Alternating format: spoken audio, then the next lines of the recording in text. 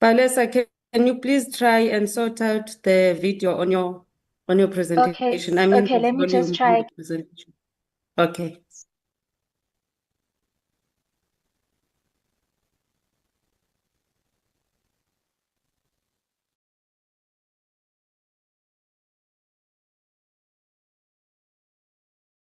Apologies for that. We're having technical difficulties. Let me share my screen again.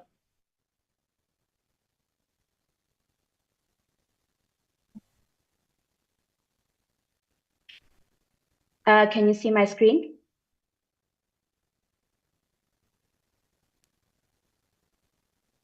Yes, we can see, but the video doesn't have a volume. We can't hear anything. Okay, let me do this. And let me just remove.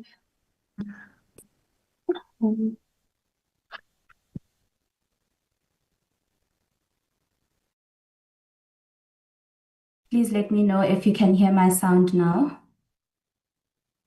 Good Yes. evening, honorable members. My name is Falisa Ramulefo and campaigner at Amandla.mobi. We would like to thank you for granting us the opportunity to speak with you today. Who are we? Amandla.mobi is a movement of over 960,000 members, and we lead campaigns that build real people power for Black people with a particular focus on low-income Black women. Now, over the years, the Amandla.mobi community has run various campaigns, such as removing VAT on sanitary pads, our food pricing campaigns, and campaigning to increase and extend social grants. Another campaign that our members have been concerned with is the Tobacco Control Bill. I would like to remind members of this committee that since 2018, the Amandla.mobi community has been urgently calling on you to pass the long overdue Tobacco Control Bill. Over 12,000 people have stood in support of banning smoking in public places, plain packaging, and graphic health warnings on packets, and for e-cigarettes to be regulated the same as tobacco. We are not only here on behalf of the 12,000 members of Amandla.mobi who submitted public comments back in 2018. We are also here on behalf of the 54 million people in this country who do not smoke. We are even here on behalf of some smokers who actually support the bill. Honorable members, please allow me to take you back in time. Do you remember a time when teachers used to smoke in classrooms? I know it sounds unbelievable, but this was the reality for many until new regulations were put in place by the government in 1993. But why had the government not acted sooner? In their paper published in 2003, Mia Milan and Rosemary Lever outlined the relationship between big tobacco businesses and government. Government eventually put public health before profits, thanks to the work of health activists. And we wonder whether these relationships still exist today. To protect their profits and distract politicians, the tobacco industry always claims that regulations and tax increases will fuel the illicit trade. There is no evidence of this, yet some of this committee's members have accepted industry's claims. One group that has had a significant presence during public hearings has been the organization Clear the Air, which is currently spending a lot of money pushing the illicit trade issue.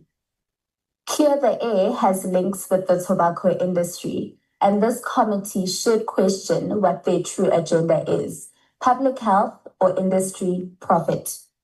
Clear the Air has run an extensive PR campaign along with events which have amplified certain voices. For example, William Stewart and so-called research group Povado.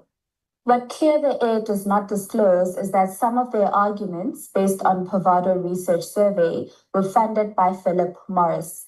It's convenient that the study suggests exempting vaping and further stalling the tobacco bill. This is a huge conflict of interest. Clear the Air is amplifying the tobacco industry strategy of delaying and diluting public health interventions. The illicit trade is a red herring used to distract. By giving William Stewart and Povado a platform, Clear the Air has helped publicize Philip Morris's arguments that the bill will increase the illicit trade. Philip Morris has paid Povado to do similar studies in other countries. The founder of Clear the Air, Thabang Pepe, is the operations director at the Agape Youth Movement. Agape and Clear the Air attended an event organized by the Consumer Goods Council to push the illicit trade agenda. It's important to note that a key speaker at the event was from British American Tobacco, which is not only a member of the Consumer Goods Council, but one of the executives sits on their board. Clear the Air has shared content to help amplify the illicit trade issue, including interviews by known tobacco industry associate Yusuf Abramji. According to the University of Bath, who researches and tracks tobacco industry tactics, Abramji is a spokesperson for the so-called Tax Justice South Africa, which is funded by tobacco industry body, which includes Philip Morris, British American Tobacco, and JTI. Work and data tracking by the University of Cape Town's research unit on the economics of excisable products has pointed out how the tobacco industry funds youth and community organizations as part of their PR strategy. The UCT unit has highlighted that Clear the Air has not disclosed its funding sources nor connections with the tobacco industry. And before you ask, we've always been very transparent about our funding sources. We don't accept funding from anyone or any entity that would compromise our mission to create a more just and people-powered Mzansi.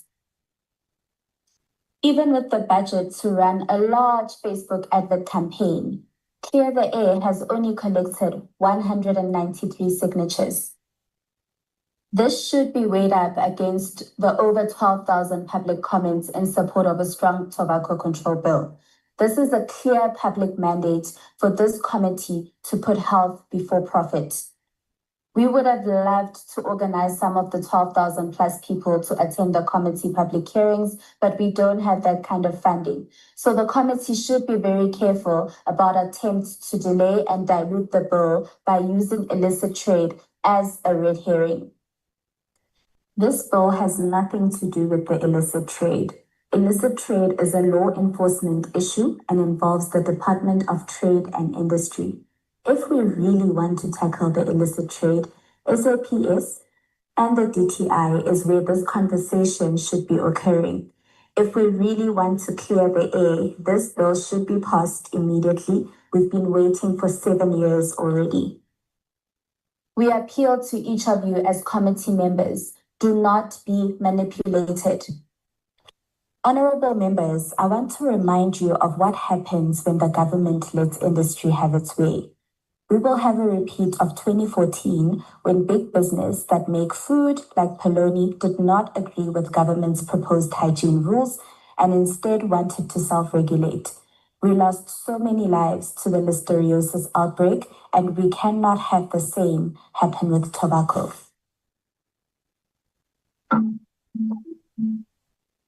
Oh, Noma, I see you ate all your lunch. Marushu Polo, Yinda. Yo, mama, Poloni ka go bolaya. Ini.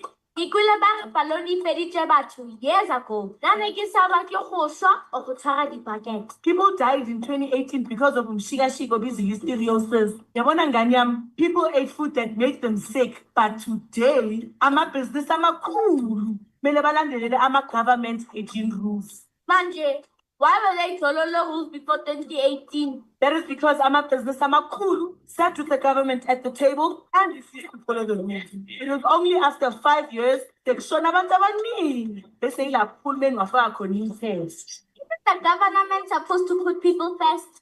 Many big businesses agree, and some are chummies with the politicians. But if singahlangana singabantu, we can demand the government to put people first and not profit. They deliberately use tactics to mislead and distract from the main issues and arguments, which are their life-threatening products. We know they don't care about clearing the air, and have used the illicit trade narrative to make themselves seem as victims. They even got to the chairperson of this committee. Ms. Hunter, I am glad you are here. And this is our last meet. More than 5 participants spoke about the issue of illicit tobacco. Whether it's in the question or not in the question, there's something that the department must deal with that. You can't leave it, and I'm saying this, you picture this, you can't leave it to some other institution in the country to deal with this. The amount of time the tobacco industry and its front groups have been given in these public hearings is extraordinary. I remind the committee that their actions have to be in the best interest of people in South Africa, a majority you were elected to represent. We will be watching this committee closely because no serious member of parliament who is concerned about people's health should be considering watering down or further delaying the bill. This is what one Amandla.Mobi member had to say. Hello, my name is Chloe Mavis Shivambu. I'm recording this concern on tobacco because I, for one, I'm a healthcare worker. I see a lot of patients that are affected by the tobacco. Some are staff members that would want to stop smoking at all costs, but they're unable to, and their health has been affected. Myself, I'm not coping as well around the smokers. I cough a lot, even if they're smoking outside. I am affected by what they do. As they come back from smoking areas also, the smell of cigarettes from their clothes also just affect me. I support the tobacco control, including the e-cigarettes and all sorts of things that we see these days in terms of tobacco. I fully agree with the tobacco control in South Africa. Thank you. Public smoking, I think it's very rude and it's bad for the people of like us because we have issues like medical issues, so it's not good for the environment. All people living in South Africa should have the right to clean air. But secondhand smoke threatens the health of those who don't smoke, especially children. Secondhand smoke increases the chances of people developing bronchitis, pneumonia, asthma, and heart disease. There is no safe level of secondhand smoke exposure. Here are more comments from Amandla.Mobi members. Hi, ngithanda ukuxwayisa abantu ngobungozi bogwayi. Ugwayi unobungozi esifubeni udala ne-cancer. Sanibonani, igama lami uMabuyi, ngihlala eMandeni endaweni yaseNdulinde. Nkosi yami nginenkinga kabhuti obhemayo. Into engiphatha kabi ukuthi ubhemela endlini akafuni uhlobo lokuphumela ngaphandle. Manje into engenze nganibhalela ukuthi kuneyingane abhemela phambi kwazo. Kwasamina nje iyangihlukumeza indaba yakhe yokubhemela endlini ngoba nginamasayinasi. So bengicela bandle ukuthi ningisize. Ngingabonga kakhulu uma ngingathola usizo. I support this campaign because a lot of my schoolmates are addicted to cigarettes, both boys and girls. They do not come to class, and I'm worried about the future because they are young. We have also heard horror stories where a woman has had burn marks from her partner burning cigarettes on her when they have disputes. According to the Tobacco Control Data Initiative, each year South Africa spends more than 42 billion to address tobacco-related illnesses like lung cancer, asthma, and bronchitis. At the same time, the country only collects between 11 billion and 13 billion rands from tobacco taxes. This means the South African taxpayer is paying for the healthcare bill of tobacco-related harm while the tobacco industry collects the profits. Our queues at clinics and hospitals keep getting longer, and the government keeps cutting the healthcare budgets while cigarette companies make billions. With these billions they are making, the tobacco industry is mobilizing to protect their profits. They are pushing huge campaigns and targeting people on social media, mostly young people. They are using language, celebrities, and influencers that are familiar and influential. One familiar face was Reason, a famous rapper in South Africa. This is what he had to say. You can go to jail for 3 months if you smoke in your own home or townhouse complex, and it interferes with other people within the premises. So I'm sitting at home and I'm smoking, and then my smoke goes out the window and it hits somebody who doesn't smoke, I can go to jail for 3 months. Yeah. Another familiar platform to young people is podcasts. And the Podcast and Chill Network spoke on the bill, and this is what they had to say. And once again, guys, the hashtag is Stop the Tobacco Bill, yeah? Hashtag Stop the Tobacco Bill.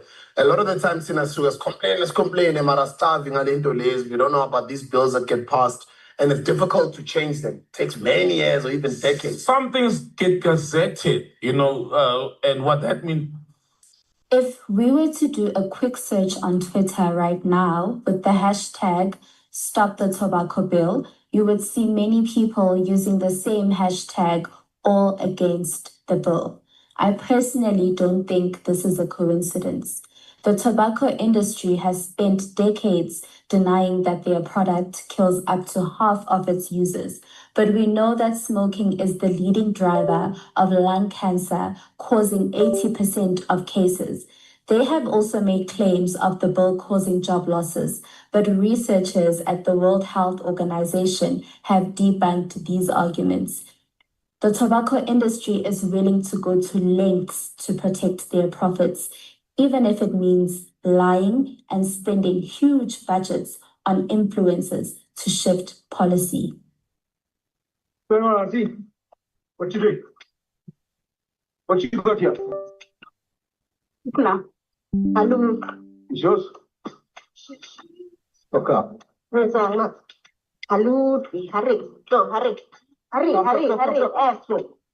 We have a fraction of the budget the tobacco industry has, but we are able to collect so many public comments because people are concerned about this issue, while industry has to pay actors to spout their talking points. I think South Africa is a problem of smoking.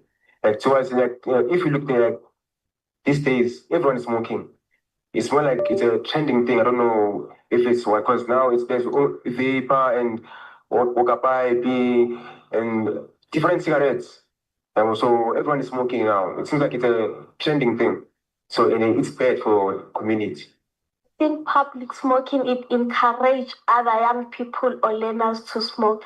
At my school, I don't prefer learners must smoke because it can cause lung cancer and TB and other diseases.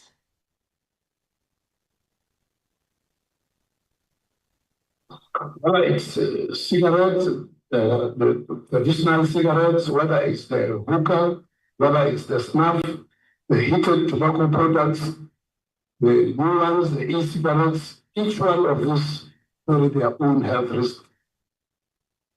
Young people have slowly moved away from smoking cigarettes, but they were presented with an alternative. This is what one young person had to say. Good there. So I'll be speaking about my journey and why I don't agree with vaping / smoking enough. My journey started in, I would say, 2017. I was at the age of 15 and I started vaping. Vaping was this thing, it was very cool. It was the in thing at the moment. And at the school I went to, it was quite accepted that you do it. But obviously, no one really used to look at the packaging and say, yeah, I'm not 18 yet, I shouldn't be using it, because it was so accessible. Whenever you went to stores and everything, they would ask, but it was more of a guideline to them. At the end of the day, they just cared about the sale and not for the health of the purchaser. The tobacco industry thrives on disinformation. When people are confused, Making decisions and choices for their health is hard. The tobacco industry currently leads the conversation on what is safe and what isn't. Health E-News asked young people which one they think is better between smoking cigarettes and vaping. This is what they had to say. Manje ukugwaya kubayanyatheka affect ama-lungs amapapayasa kana umuntu ugcina sekakhwehlela so le nto leyo ngibona Getting myself, and me not thinking to bed here because like I've witnessed most of the time abangani bami bakhulapha mangase sevani. So I don't think it's fair because ungaphinde ivibe for ukwayo. ekhaya ungcono ngoba into ekhona leza manje le i-happy bad iye-wrong ibulala abantu futhi iyathatshwa nokuthatshwa. I'm sure we are all familiar with this image from a high school where young people were found with vapes. These vapes look cool and desirable. Our young people are being targeted. That's why the Department of Health's proposed tobacco control bill is so important. The tobacco industry and its associates have thrown everything at this committee. Take, for example, Professor Konstantinos Varsalinos, who presented to this committee. He declared he had no conflicts of interest, saying, "I do not consult, work, or have any other association with any industry in tobacco, e-cigarettes, etc." This is such a big lie. Professor Varsalinos has constantly argued that e-cigarettes can help people quit smoking, but who is funding his research? He admits an association called AEMSA funded his research. So who is AEMSA? They are the American E-Liquid Manufacturing Standards Association. In other words, an e-cigarette manufacturing association. But it is even worse than this. Professor Konstantinos Varsalinos told this committee he had no links with the tobacco industry and e-cigarette industries. Yet, the University of Bath pointed out that Professor Varsalinos frequently co-authors papers with Konstantinos Paulos and the No Smoke Institute, which is funded by Philip Morris funded front group called the Foundation for a Smoke-Free World. The No Smoke Institute's academic papers list many as authored by Philip Morris, British American Tobacco, and Altria. We are a small NGO with limited staff and funding, so we couldn't fact-check all the presentations given to this committee, but we are certain that many other industry puppets presented to you, claiming to have no ties to industry. We cannot afford to have our democratic processes eroded by actors who profit from harming our society. Members of parliament are elected to serve the public interest, not protect big business profits. We currently having the Tobacco Products and Electronic Delivery Systems Control Bill in Parliament, which is a critical step to regulate all tobacco and nicotine products comprehensively. Over 12,000 people have stood in support of banning smoking in public places, plain packaging and graphic health warnings on packets, and for e-cigarettes to be regulated the same as tobacco. Thank you so much, committee members, for listening to us today.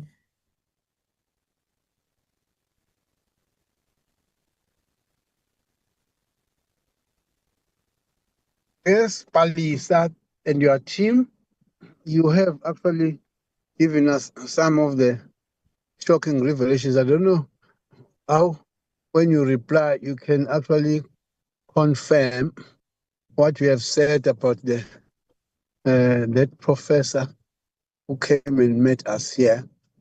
And but anyway, it will come from my questioning. Thanks for now. Let us open up for honorable members to interact with the presentation that has since been done. Let me recognize the hands of honorable members, starting with Honorable Van Staden. Number 2, Honorable Dr. Leroux. Number 3, Honorable Kumalo. Keep your numbers, honorable member. Number 4, Honorable Silne. Number 5, Honorable Chirwampungose. Number 6, Honorable Shabangu. Number 7, Honorable Zungula. Number 9, Honorable Mutubaze. Number 10, Honorable Totalitlape. Number 11, Honorable Mare. Maximum of 3 questions, Honorable members. Thank you very much. Keep your My hand numbers. is up, Chair. My hand is up, Chair. I don't know what's happening to this gadget of mine. No, it's never up. Your gadget is not able to raise a hand. So you'll come after Honorable Mare, will be number 11. Honorable Mare, thank you. Start, Honorable Member. Can you repeat the numbers? I think he jumped one number just to ascertain us. 1, Honorable Van Staden. 2, Honorable Dr. Leroux. 3, Honorable Kumalo. 4, Honorable Silne. 5, Honorable Chirwampungose. 6, Honorable Shabangu. 7, Honorable Zungula. 8, Honorable Mutubase. 9, Honorable Dr. Letlape. 10, Honorable Mare. And 11, Honorable Klerko. One after the other members. Thank you. Thank you, Chairperson, and thank you to the presenters for your presentation. My 3 questions to you are the following. The first one is, do you have any scientific evidence that can support your views on this matter? You have made many allegations regarding professors, which was before this committee. So I just want to know if you have scientific evidence that can support your views. My second question is, do you believe that the illicit trade in tobacco will worsen under new legislation? And if not, why not? And my last question is, what have you done on your part to address the illegal trade in cigarettes and tobacco in South Africa? Thank you, Chair. Thank you, Chair, and thank you very much for the presenters and their presentation. It's appreciated your perspective. I just had a few questions around the illicit tobacco trade. You said that there is no evidence that stricter regulations push people towards the illicit tobacco trade, but there's clear evidence from many countries all over the world that this is the case. So I just want to understand why you say there's no evidence, because I feel that there's fairly good evidence, and we have a particularly large illicit trade. And so I was just a bit surprised that you use, I think that it's has a significant impact on what we do, and it has a significant impact on our ability to control and reduce the harm of cigarettes, because when cigarettes are more expensive, people use them less. So I just wanted to get your comment on that. And then I think the second comment is, do you think that there's any space for harm reduction approaches espoused by countries like Sweden, that there should be a differentiated legislation in terms of the other non-combustible tobacco products? Thank you very much.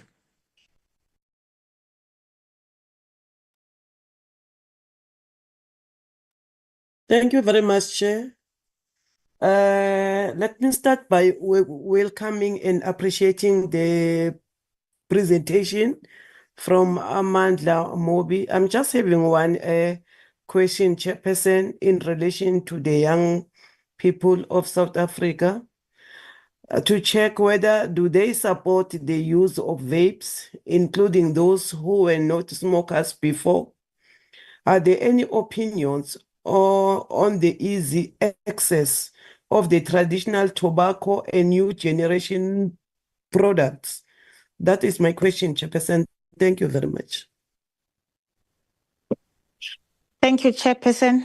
Let me thank you, Amandla.Mobi, for amplifying the voices of ordinary South Africans, especially young people and vulnerable communities. As administrators of this platform, reading the people's sentiments, what is your opinion on on not allowing sales of all these products online, as suggested in the bill? And when reading the comments again, do you get a sense that people are using these products interchangeably or dual use? Thank you, Chair. Thank you, Chairperson Ngibulise futhi, to colleagues, and also to thank Amandla Mooi for their presentation. I think their sentiments are quite important, Chairperson, because I think we're sitting with a semi-crisis in terms of evidence and its flow, right? Especially in relation to vaping, to illicit cigarettes, and there's almost like and I'm sure the committee will agree, like an interjection where the evidence that goes in one direction, there's more evidence that goes in the opposite direction, to the other speaking against each other, right? And I think it's ordinary for a season where, especially in relation to vaping and vapes and e-cigarettes, where we don't have enough time, we don't have enough data sitting with us. And I think in the previous meeting that we had, we even raised this particular point. There was a time when smoking was considered safe, that even their packaging and marketing, you'd see pregnant women smoking, only to find out years later that some developmental delays and cognitive issues were later picked up from women who used to smoke while they were pregnant. And I think we're sitting with the same issue currently in relation to vapes. And I'm saying this in relation to the issue or the conversation of it is safer, or it's a safer alternative, especially with the contradicting evidence, even though not sufficient as is the evidence of that it is a safer alternative, it is also not sufficient. And I'll bring in the issue of illicit vapes, because I mean we're not engaging on it, but it's a situation that actually exists, right? With HopkinsMedicine.org having publicized the issue of the fact that 3,000 people were hospitalized due to illicit vapes and 68 deaths were caused. And this is a small study that was conducted during 2019 to 2020. So what I want to ask Amandla Mooi is in relation to the issue of vapes. What is their proposition and how we must confront this or deal with this issue of vaping? Should we continue with the bill as is and regulate across the board, or do you recommend an alternative? What would the alternative look like? Thank you so much, Chairperson.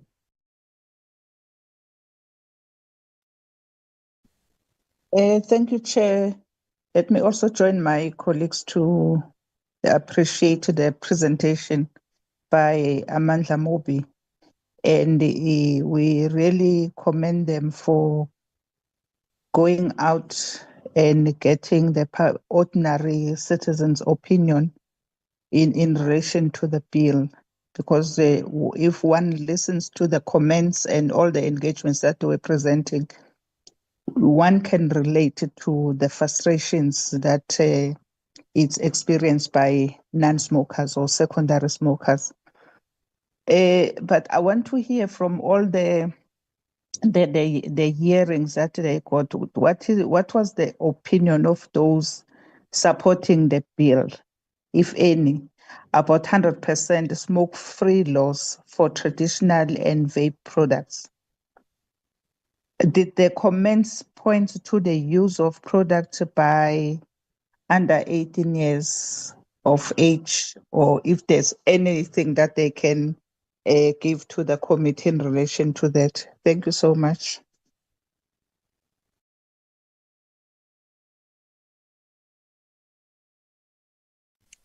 Thank you. Greetings to the presenters. What is your view on the Cochrane review, which finds that there is no risk of second-hand vaping and that vaping is less harmful than smoking? I'm asking this on the assertion that seeks to paint smoking and vaping in the same breath, especially when it comes to the harm and the inability to avail less harmful products. And then the second question is, would you perhaps give us a comment about the findings of the Royal College of Physicians, which in 2016 found that people smoke for the nicotine but die from the tar? And the last question is, what do you think this committee should or must do about illicit trade in relation to the bill? Would you agree that this committee has a responsibility to avoid instituting measures that would make illicit trade worse, thereby worsening the rate of smoking and basically going against the very objectives of this bill? Thank you.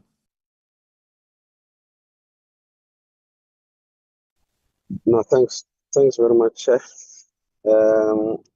Just from the emphasis of people who are supported, you were very hard on people who misled this committee.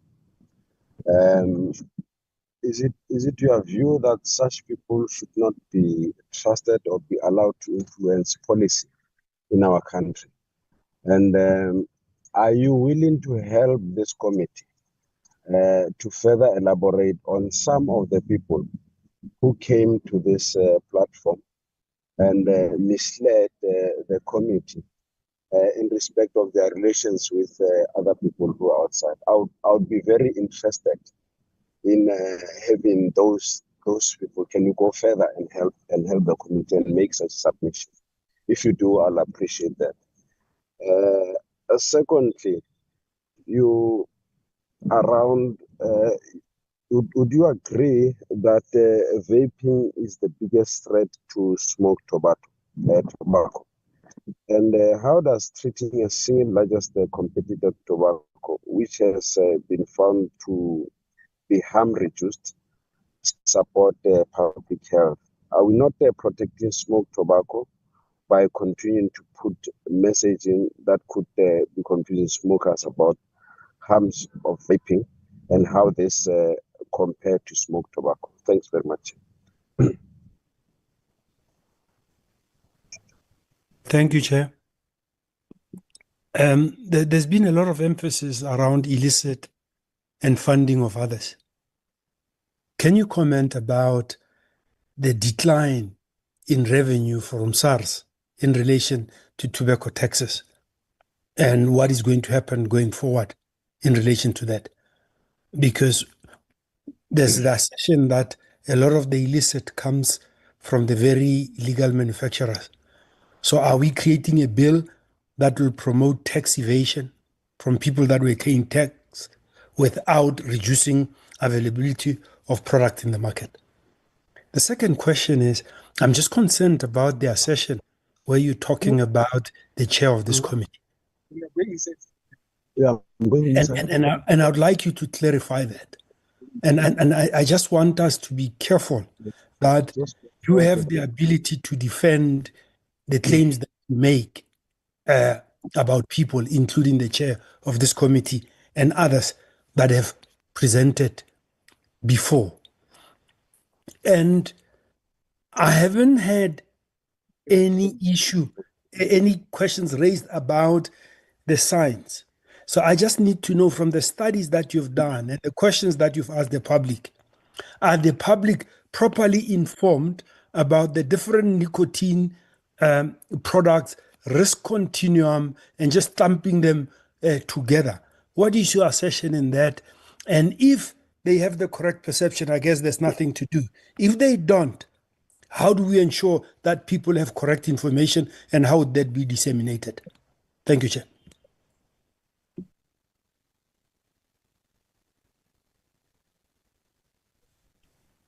I don't hear number 10. I am number 11. Let me take the space, Chair.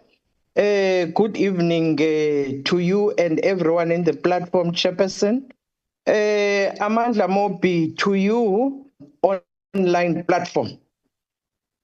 It means you don't only present your views, you also present views of individuals that use your platform. This is our first experience as the committee. But what I pick up is that your platform that you are using is assisting in this regard. But it would be better if you can share recommendations that are made in your platform I heard those that are in support, I've heard those that are against, but generally, I would like to know the age of those that frequently use that platform. I'm interested in understanding that. And also, is the purpose of the platform to get individual views, sharing information, and also having educational debates? How far do you go? Do the people that use your platform understand the bill? Is there a chance that they can be educated about the bill? Because I understand that you get more coverage as you are using an online platform, which I think people across the world are interested in your platform. Can the comments made, therefore, be categorized further or quantified according to similar views? If not now, can you maybe submit that information to say about this bill? This is how far people have commented, positively or negatively. I just wanted to raise that, Chair, and I thank you for allowing me the time to make those comments. Thank you. Thank you, Chairperson. I just have these questions to ask to the young lady, is that people, you said in your slide, people that want to stop but can't because it's not easy. I just want to know, don't you think that people have a choice to smoke or not to smoke? And then my other question I would like to know is, what would you do in curbing the illicit trade? Because it is, you say that this is a problem of the police, no? Or I just want to find out, is the way that people are avoiding tax because of this illicit trade? Or do you think we must increase taxes on tobacco items? And then I would like to know, do you think that people prefer vape over cigarettes because you think it is less harmful? Or what is the reason that people are preferring these vapes over cigarettes? Thank you, Chairperson. Yeah. We may not be able to avoid having some of these products, but we need to have them regulated. For the young people, maybe to indicate, we may have to decide. There have been some presenters who say vapes, there are those that are multiple use and they're single use. Single use, easily accessible to young people. Also, they have an impact which is negative on the environment. Maybe those ones should be not be allowed to be on the market and ban them. It would be important to appreciate our views. You can't ban everything. There has to be certain things that we'll have to regulate and allow to be in the space. Number two, on this one, I think it is a very strong statement to say illicit trade has nothing to do with us. It has a lot to do, because we are going to now hinder programs.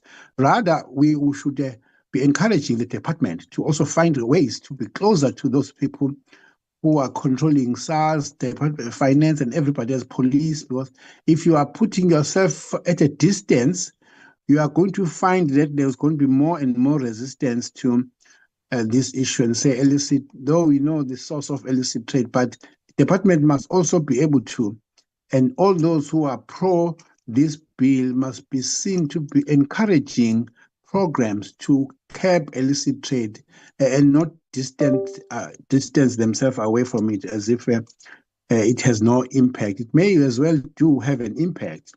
But the last one is a comment that you made, a very strong one, with regards to another presenter that came in here, not so much about the content of what the presenter made, because it's a viewpoint that you have and their viewpoint. But my concern is, if you could just repeat what you said about that presenter in terms of the representativity and the interest there. I mean, the interest, the conflict of interest possibility when he declared this, that, and the other. That's very important to follow, because at the end of it all, when this committee actually collate all that. It is important to actually be able to say, yes, these views were correct and they were good, but they were brought to this committee by a person who was not honest, if that is what we need to investigate. What I could say on the allegations that you have made, I'm not able to conclude, but I'll be interested to follow this matter up. So maybe even if you are not exhaustive in your response here today, I would really want you to assist me by sending that information to the secretary of this committee, because we are dealing with a bill that is pro-health, and the bill that has a lot of other interest on the business people who won't want to see anything done on this bill. And therefore, the going forward of this bill has a lot to do with how we process it in terms of biasness. So we need to really be clear that there's honesty, there's integrity, and there's all those and morality and ethics that is following all presenters and ourselves on this bill. Thank you very much. You can give us your response. We will not give you more than 12 minutes on this one, please. No problem, Chair. Thank you so much, honorable members, for all your questions. I just want to start by saying that we are not health experts or economists. And we are also not experts on the health harms of the economic impact. But what we are experts in is the concerns of the public, especially low-income Black women. So I've read every public comment that we have received, and it is crystal clear that people want stronger tobacco controls. And they also want members of this committee to act decisively and not to be tricked or used by vested interests. On the question of the chair of this committee, so we did not say that he has been captured. We are just saying that the industry got to him. They presented before him and he had to respond before them. But we are willing to provide further information to back our claims up. We will write to the chair of this committee. And then there was a question around, so there's been numerous questions around the illicit trade argument. And I think in my presentation, I did specifically write about the WHO and the research that they have done.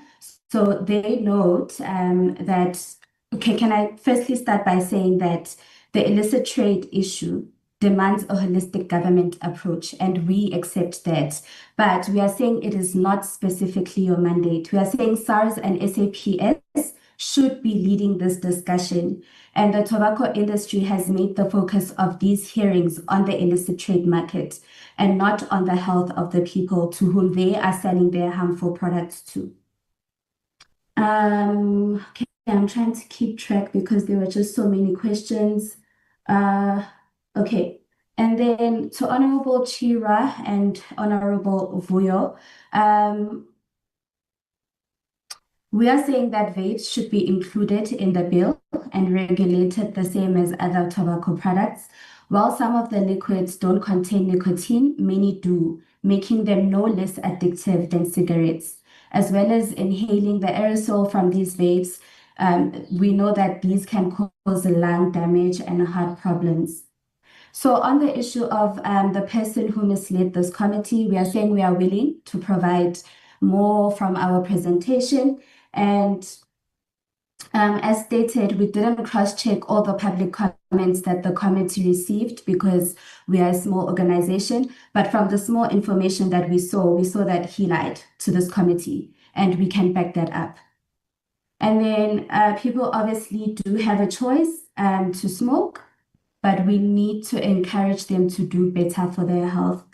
I think those are most of the questions that I noted down. I hope I answered all of them. Thank you.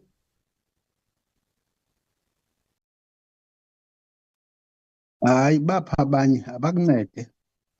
done? Not so quickly. Yes, I have done. Sadele, do you want to come in? But I'm done. Thank you. We will write back to the committee. You will do what? You will write. Yes, we will write. So I noted down all the questions and we will write to the committee with all our evidence. Okay, we must have scared you. Did we scare you? Okay, no, that's fine. All right. I am. I don't need to push you too much. Please do write, and I had requested you specifically to comment on what you raised. Of course, I don't think you could be able to provide that now concretely here, but I would be interested to read and see what you are raising. Because as we are wrapping up, we are going to go towards closing this bill in a form of a discussion amongst ourselves. So, if we need to really get some of those things being brought to our attention, that would be great. Thanks, Palisa. Okay. Okay. We thank the young people who have made it to this meeting and have been able to present themselves and their cases that very well. Now, Miss Machalamba, there was a Mr. What was this other one? They had a challenge. Are they able to log in now? Yes, I am here, Chair. Peli, okay, Peli Youth Conference Forum. Please be given sharing rights. You start now at 5:10. At 22:06, we would have finished with your 30 minutes, and then we'll start with the members asking you questions, and that must also be supported by responses of not more than 10 minutes thereafter. Okay. Your 30 minutes starts now at about 9 minutes past 5. Thank you. Okay, thank you very much, Chair. As it is said, my name is Tato Marco. Yes, and I'm the chairperson of the Peli Youth Conference Forum. And today I'm just going to be very short because a lot has been said, and I concur with all people who are there to support those who are already hooked and to ensure that nobody starts smoking or even attempt to vape. What is Peli Youth Conference Forum? We are based in a township, so there's a township called Pelindaba, which is in Attridgeville, Sourceville, and Lotus Gardens. So we are based in a township and informal settlement. We are a youth-led organization with the purpose of ensuring the unified youth in and within Pelindaba. So our most can you see my presentation, Chair? Yes, we can see your presentation. That's why we are fine with you. Continue. Okay, thank you. Mm-hmm. So from Attridgeville, From Attridgeville. Yes, where the Minister of Electricity comes from. Yes, that's where we are from. So what motivates us as young people in Attridgeville is that we need a united youth that is actively on the ground advocating for equality on health, politics, economics, and all social services. Therefore, that is why today we are saying our organization is here to completely support this proposed law. So we support this bill for many a number of reasons. So one of the reasons is that these novel nicotine products, such as electronic cigarettes, have found their way into the market already. And it looks like they have found their target markets as well. But unfortunately, the aggressive marketing tactics employed by the tobacco and nicotine industries attract non-smokers who are most young people, and they contribute to harm of society. And the more these people initiate in terms of smoking these products, we all know that there's a moral decay right there. And then we understand and we believe that nicotine products such as e-cigarettes are used to normalize smoking and glamorize nicotine intake, smoking conventional cigarettes, and drugs as well, and must therefore be regulated along with conventional cigarettes. and I'm going to show one of the reasons why these products must be regulated in the very same bill. So our main focus now is that we need to control smoking. And why are we saying there should be control over smoking?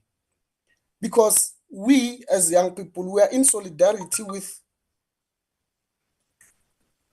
I don't know, are my slides still showing, Chair? It's just that they are not moving.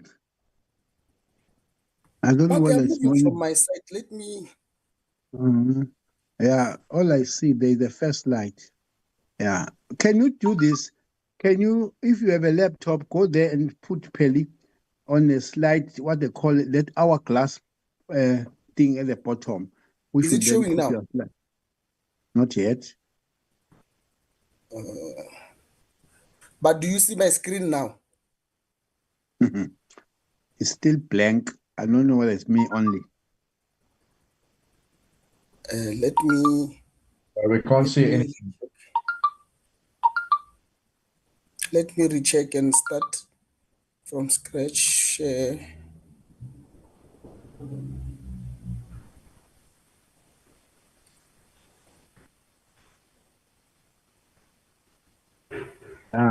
I thought Peli, it's young people who are very good on IT. It's only the older ones like us who struggle. Now, don't disappoint me. Don't struggle. Go there on that presentation now. Yeah, hold on. Go there on the bottom of your slide and press that hourglass thing. Yes, then you are correct. Then keep on moving. Hey, Thank you very much. I was sharing the I'm wrong teaching screen. the youth now. I'm teaching the youth. I'm proud. Yes. Go on. So we are saying we need control over smoking, and this is why we need control over smoking. We need to ensure that as much as we are in solidarity with workers and non-smokers, advocate for the health and rights of all employees in the restaurants. And I'm going to give practical examples because I don't live in an estate. I live in reality in a township where there are a lot of people who work in restaurants, whether they are pregnant or not. There are people who work in pubs. So the research that cannot be argued, which is not a left-wing or right-wing conspiracy theory, but a widely known and accepted fact, is that secondhand smoking is also harmful. And that's why we need 100% no indoor smoking. Why? Because the people who are working at restaurants who are non-smokers, or rather even those who are pregnant, they still need to go and serve in those smoking areas. And then they inhale that secondhand smoking. Except for that, the World Health Organization has proven with facts that there is what we call the third-hand smoking, which is inhaling of particles when the smoker is no longer there, the smoke is just on the surfaces. So we need to ensure that we do not neglect those people simply because they work in restaurants or any other low income field. So the workers' rights we must ensure that they are always protected because they can't be compromised. Most of these people who are exposed to this secondhand smoking don't even afford medical aid. And we cannot argue the fact that sicknesses that are caused by tobacco are most expensive to treat. We can't argue with that unless there is a new research that is made. And we need to also ensure, because when we control this smoke and ensure that these young people, or rather a worker or anybody, does not inhale these products and become harmed by these products. We looked at the section 24, paragraph B of Bill of Rights, which guarantees the right to clean air and a healthy environment. We cannot, the Constitution is the mother of all laws, and it is a superior law, which I don't believe any law that contradicts it is consistent with South African and its objectives to protect human. So we must also ensure that, Chair, we control the marketing and all kind of advertisement. There is this thing. There's a term we call in-store marketing. The in-store marketing is a term that we must understand that it is a marketing strategy that is used to lure people into seeing a specific product in a store, simply because the purpose of marketing is to promote a product and make it look much better and appealing. That is the purpose of marketing. So when we do banning of point of sale advertisement and marketing, it means we are discouraging demerit goods. How so? Because it will reduce the use of harmful products like tobacco. People might ask themselves, but how is not marketing something reduce the use of harmful products? It's simply because if you are not telling someone that we have this product, it's nice, it looks good, nobody is going to actually think of consuming that product. That's why when a business is not moving in a specific field, people feel like, no, we need to market this product. Chairperson, that's why even today, you see famous restaurants being advertised on TV, on radios, on newspapers, on social media, not because they don't already have customers, but because they hope and believe that there's somebody who has never consumed their product before who would wish to then try and consume their product. So we cannot say that the tobacco industry must market or be left to have an in-store marketing simply because they must raise their products. They are not selling consumer products. They are selling poison, for God's sake. They are not selling any product which is beneficial to anybody, whether health or it doesn't even make you full when you are starving. So it is not something that we must negotiate. We must completely ban that marketing. So we also ensure that banning of this point of sale and advertisement to protect children, because cigarettes are often placed next to candies and chocolates in local shops. It attracts a lot of children, and the setup is trying to normalize the smoking and sparkles curiosity amongst young people. And I'm going to show you in this presentation, Chairperson, what I am talking about. If we look at this on my left, on our left, there's an in-store. This is a store that is closer to me. It is where my son goes to buy a chocolate every time he cries for a chocolate. Look at what these people are depicting there. That is not responsible marketing. No parent can take such things and place them there because it's sweets, chocolates, and drinks that are placed there next to cigarettes. And they're doing this so that it can become appealing. Look at how clean that setup is. And it is enticing. There are colorful vapes there. There are colorful cigarettes there, which a child by nature is going to be curious. That's why this is a behavior issue. Smoking is a behavior issue. And a behavior, according to classical holistic researches that were done, this behavior of kids, more especially adolescents and the little ones, it's actually sometimes led by attraction. When they're attracted to a specific thing which they are used to consuming. For example, if you give a child a juice there and a vape, they would simply smoke that vape because they think those flavors and that juice, there's no difference, because you cannot shy away from the fact that kids like exploring things and they are curious. So, Chairperson, on my right, if you look at this image, I took it from a local garage where I stay. That local garage already has those things with a timeless thinging on them. Inside there are cigarettes. Chairperson, when we say banning of point of sale advertisement and marketing, we're saying we remove this kind of placements on my left and replace with the kind of product placement on my right, which is already in existence, but we need to remove those colorful things and the timeless thing there. Only that you cannot sell products to anyone under the age of 18, and also graphic health warnings, and also danger, tobacco smoke causes diseases. Those are simply things that are implementable. Everybody, for brand's sake, everybody knows if they smoke cigarette, what brand they're smoking already.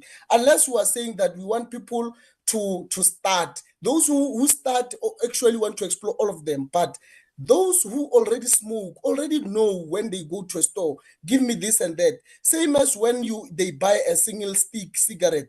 They don't say, what brand do you have? They still tell you, please give me 2 of this cigarettes type. So this is something that is enforceable.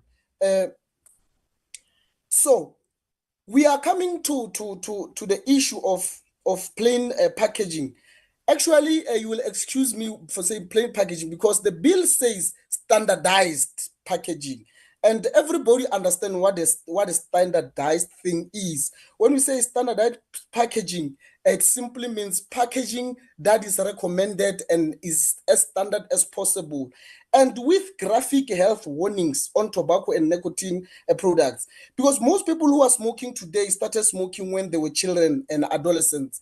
We cannot argue with that. It's a simply known, widely accepted fact. I live in a township. I see kids every day who come out of school. They smoke everywhere, and most of them don't even fear that there's an adult who's going to come. It's not like the olden days.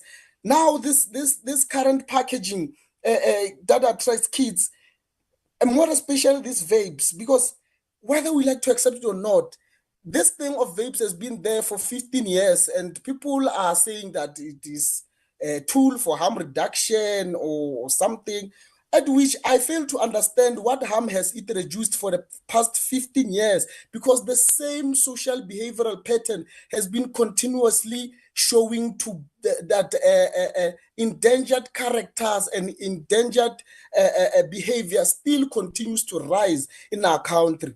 We understand that adolescents are curious and they want to be cool, but now it's no longer about them smoking. It's about who has the coolest device that has the coolest flavor, Chairperson. So, Chairperson, here again in terms of standardized packaging, if you look at my left, Chair, you will see I took these photos with my own phone. That's why they don't have quality, because I use my own phone.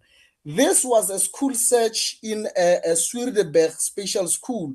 We found kids with vape products, with a lot of them. And when you ask them, they say the flavor, they are going to talk about how nice the flavors are. So what harm does it reduce? Because it lands in the hands of kids. So we are continuously arguing about an obvious fact that, Chairperson, a doctor does not need to consult a mortuary owner before they can treat a patient. So it's like we are trying to be humble to the mortuary owner so that maybe they don't feel offended. If we have to treat a patient, let us treat a patient and stop diving around the bush. So children in that school are saying that this can't be harmful simply because of the packages that are on these things. And these are people who are in the school, in the township. They are not living in estates or suburbs, Chairperson. These are people who are facing everyday reality. When it's time for to starve. They are the first people to starve. When it's time for other political unrest, they are the first victims of these things. Now they became the victims of these very same products that are being defended by everybody. And in terms of that, Chairperson, somebody can say they give example from America, wherever they do. Why don't they give example about Singapore? Because Singapore has already banned this thing. So it looks like there are people who are going to argue in and using something that favors them, that is favorable. And then a matter of fact is that in South Africa, nobody is trying to say nobody must sell this product. But then these products must have a standardized packaging with graphic health warnings. Yes, if they think these products do not cause cancer, if they think, because that's thinking, it's not scientific, if they think these products do not cause sicknesses, then whatever it causes, it must be written there as a warning to say that this causes this. And if they're saying it's harmless, they must say it's harmless. They must not say it has a lesser harm, because whether you are throwing a grenade at someone or shooting a pistol at them, Chairperson, is the same thing. You are killing that person. And then in terms of on my right, Chair, you see there's a brand called Nasty there. If you can look at this picture, I took it from the same garage that is next to me, at which these are Nasty products. They are vapes. You buy one of those vapes, they give you a high caffeine content called an energy drink there. It's a promotional thing and a brand stretching. Why do we need, if this is for adults who must smoke less harmful things, why do they have to convince people? Why don't they convince people based on research? So in the meantime, while they're still waiting for a research, we cannot risk losing people's lives because people are still thinking of whether they are a consumer product or a health product. We need to regulate them. So, Chairperson, on this slide, again on plain packaging and graphic health warnings, if you look at my left, I took these pictures with my own phone again, and I do have this in physically. I had gotten this in Ethiopia during training. So this is the industry, the same industry that is crying in our country. They are complying in Ethiopia. And Ethiopia has about 3.4% smoking prevalence. So it means this will change the social behavioral pattern and it will reduce the smoking prevalence that we are talking about. Not products that will actually ensure that people continue to smoke, because it doesn't matter you're consuming it doesn't matter you're consuming a nicotine at a low range or what, but Exala, Chair, this is what the industry is doing. They are complying in countries that have these laws.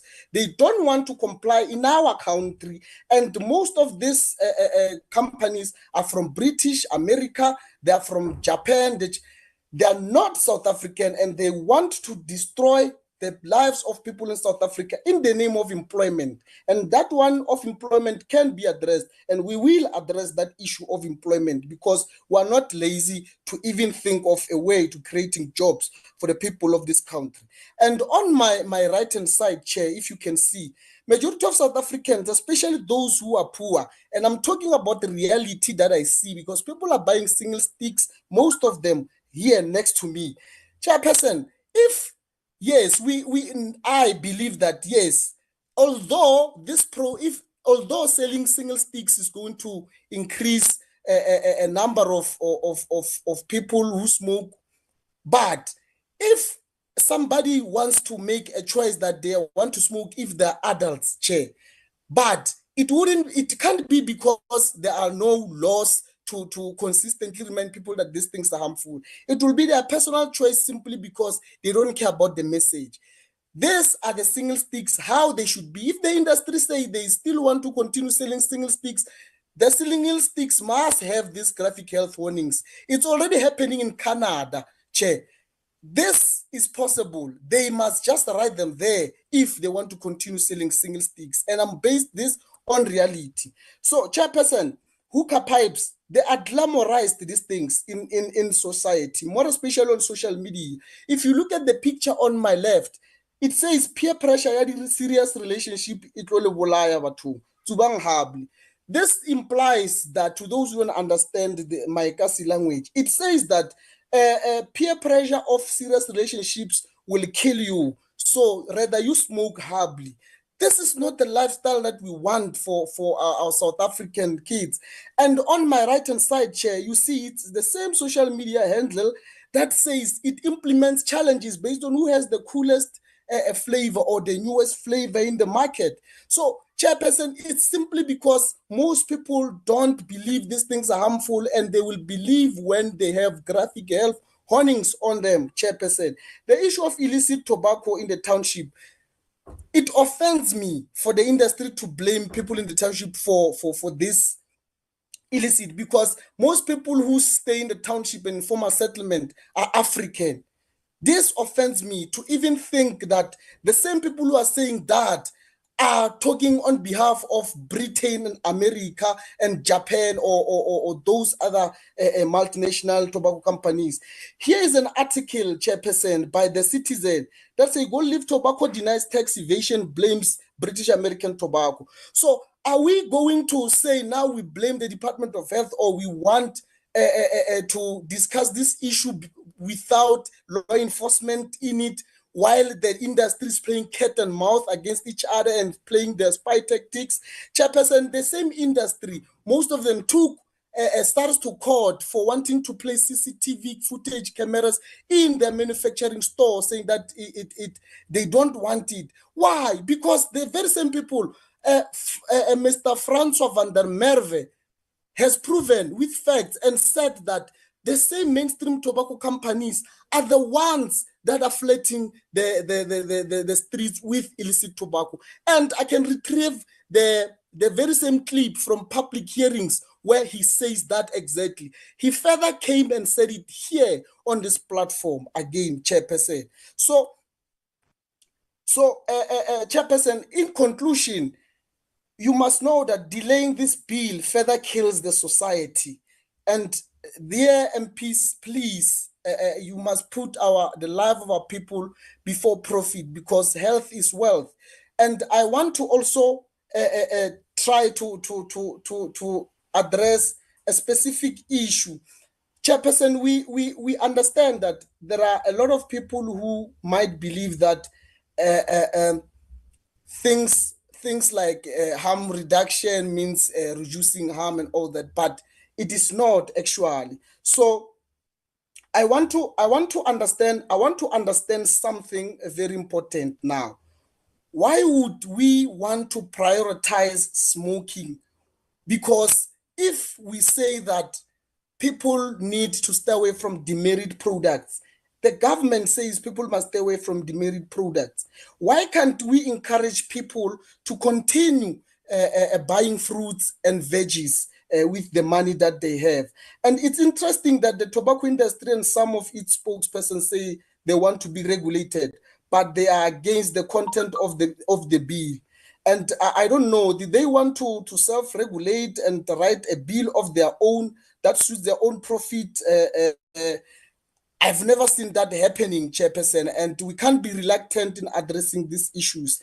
And in that regard, thank you very much.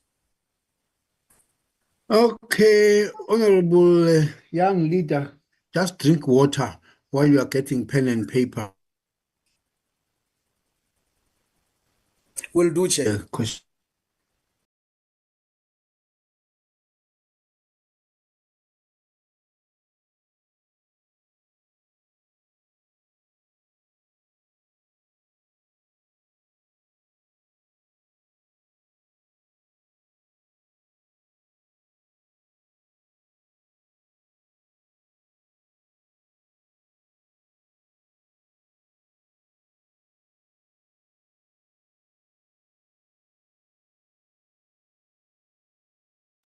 I have the water, Chair.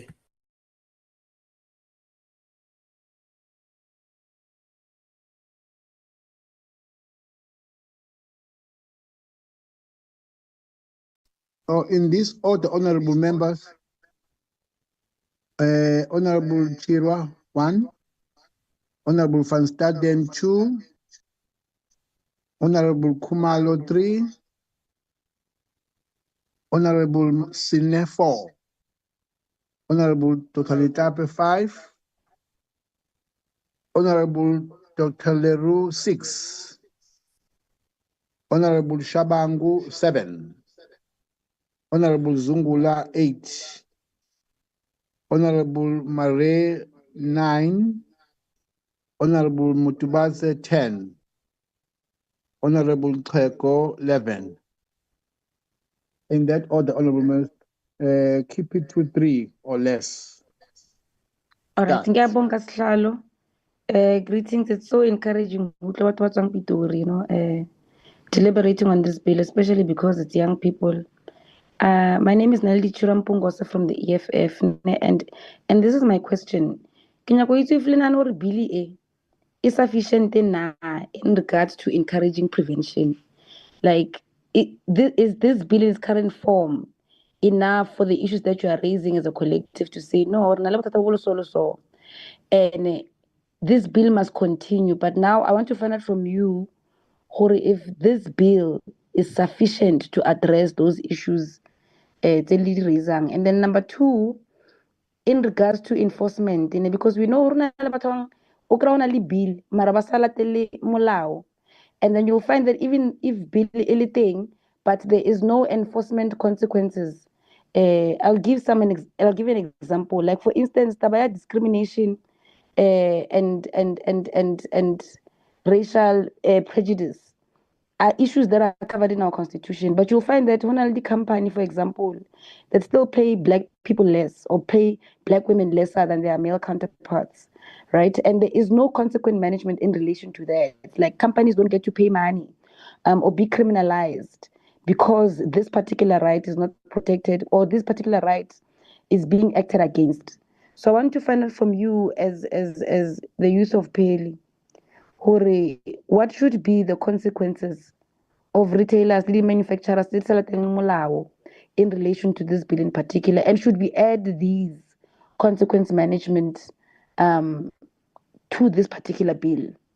Thank you so much, Chairperson. Thank you, Chairperson, and thank you to the presenter for your presentation. It's much appreciated. Many years ago, we had advertisements of tobacco products and cigarettes on TV and on radio, in the movies, in the magazines, everywhere you go. But then law came into place and banned those advertisements, but it didn't really help people to stop smoking in this country.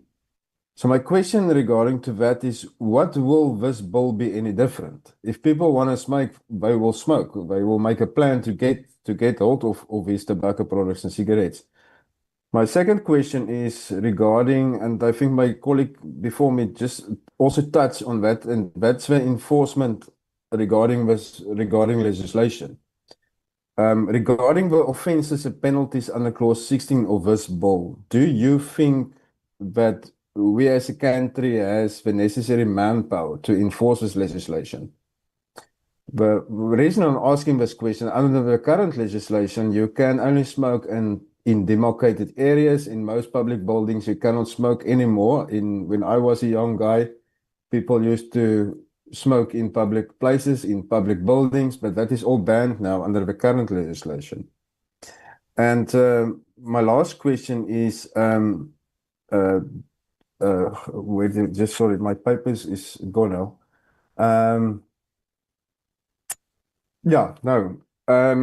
Regarding the penalties, do you think that we have a necessary manpower to do that, to enforce this legislation?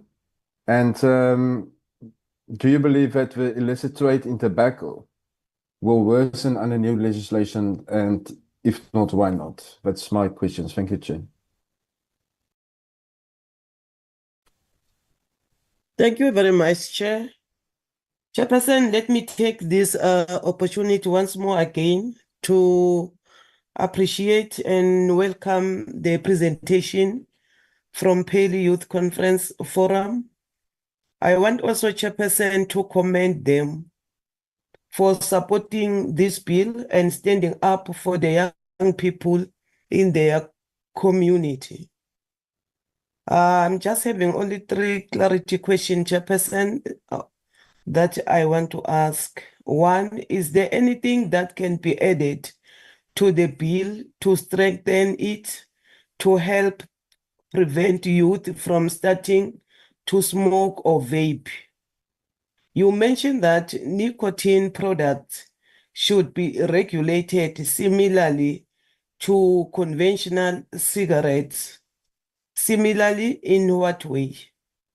Why is it important for South Africa to regulate tobacco and emerging nicotine products under a single legislative framework? Those are my questions, Chairperson. Thank you very much.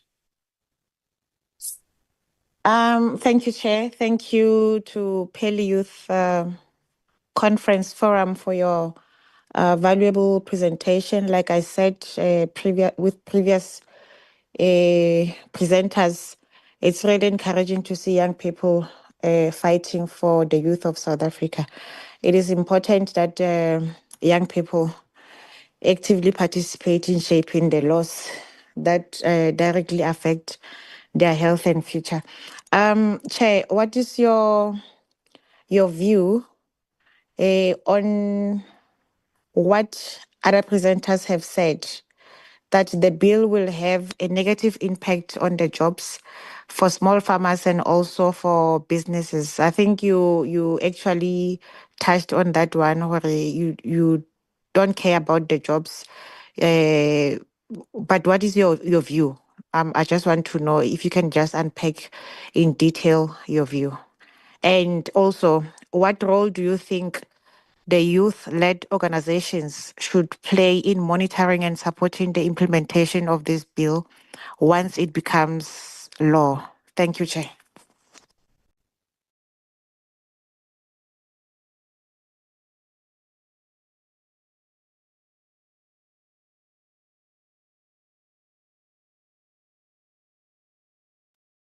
Thank you, Chair. Let me appreciate the presentation. Firstly, the presenter spoke about Singapore, making a reference to how Singapore is dealing with the issues of tobacco.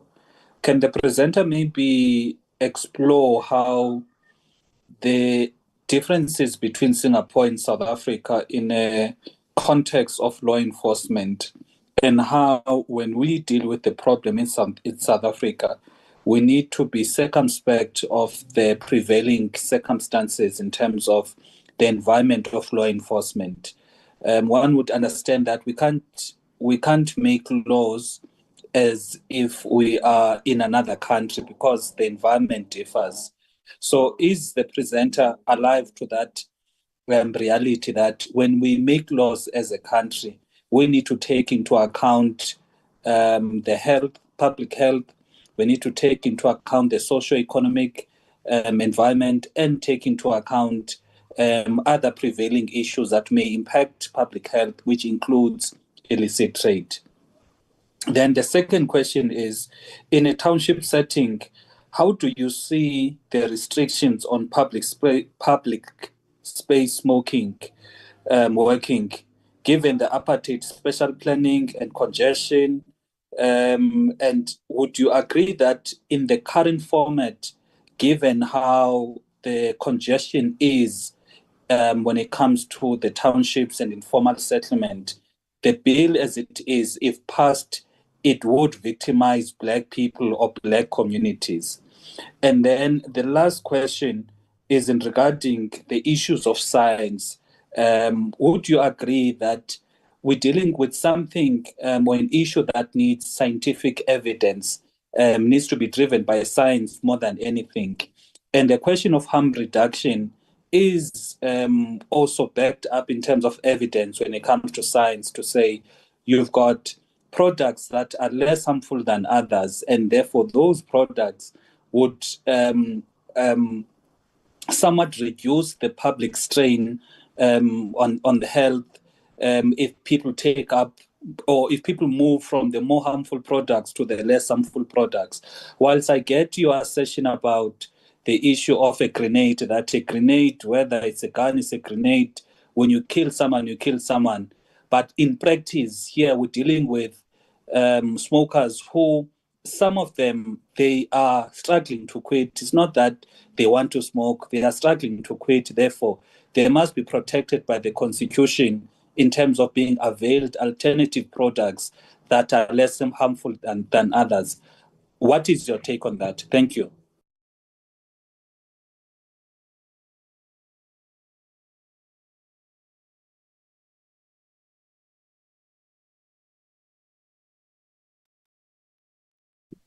I'm number 7. If number 6 is not coming in, oh, sorry, Yes, Dr. coming, Shabangu, if he's not coming in. Is it me now, Chair? No, Chair. I can't remind colleagues all the time. Just note who are next. It's Dr. Letlape. There are colleagues I must remind all the time. No, I can't do that. Just note where you are. After Dr. Letlape is Honorable Shabangu. Thank you, Chair. My first question is, you know, we some of us also come from the townships. We might not live there permanently now. Are people able to make decisions for themselves? And if they can, how do we inform them so that they can make decisions? The second question is, as a parent, you know, we have a problem of non-communicable diseases, and sugar is part of the problem. And when you get into stores, there's sugar all over. You've spoken about your neighborhood and your child. What is your responsibility as a parent to your child? And if your child used nicotine through cigarettes, what would you advocate as a parent for them to do?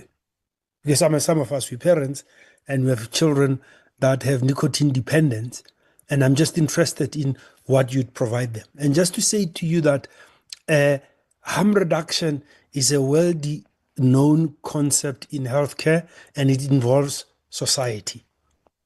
It's well established. It's not an invention of the tobacco industry. Why, in your opinion, should it not be applied to those that are being harmed by tobacco products? And we know that cigarettes are the most harmful way of getting your nicotine. Thank you, Chair.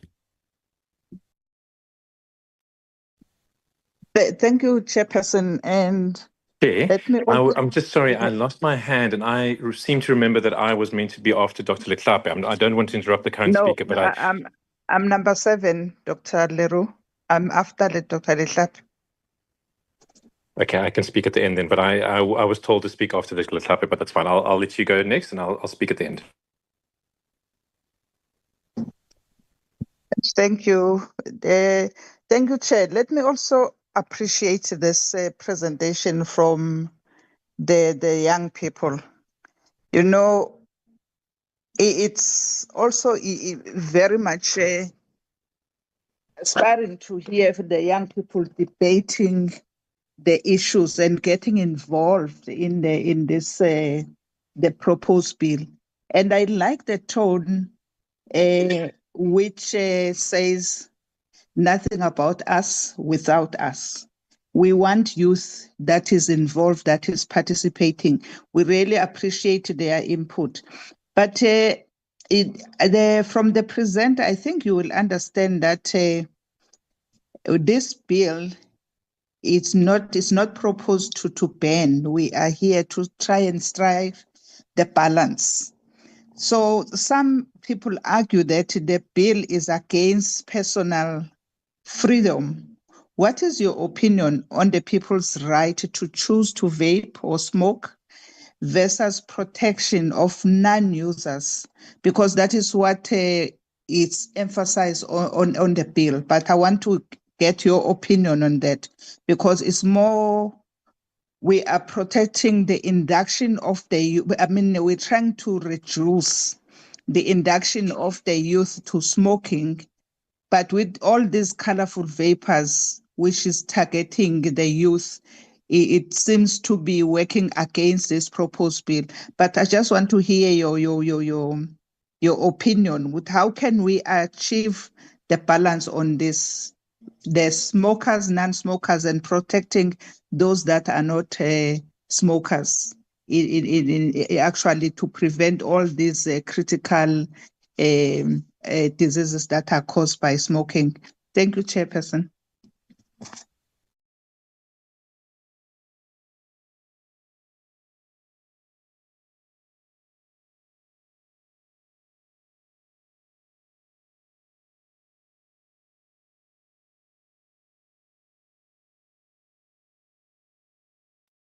Chairperson, I'm number 9, but Honorable it seems like Mare, number 8 is having a problem.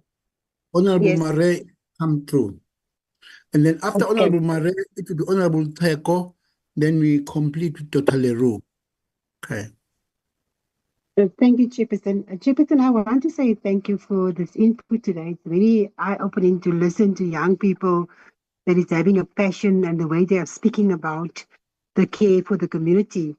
But I want to understand is, I think COVID-19 has taught us a big lessons.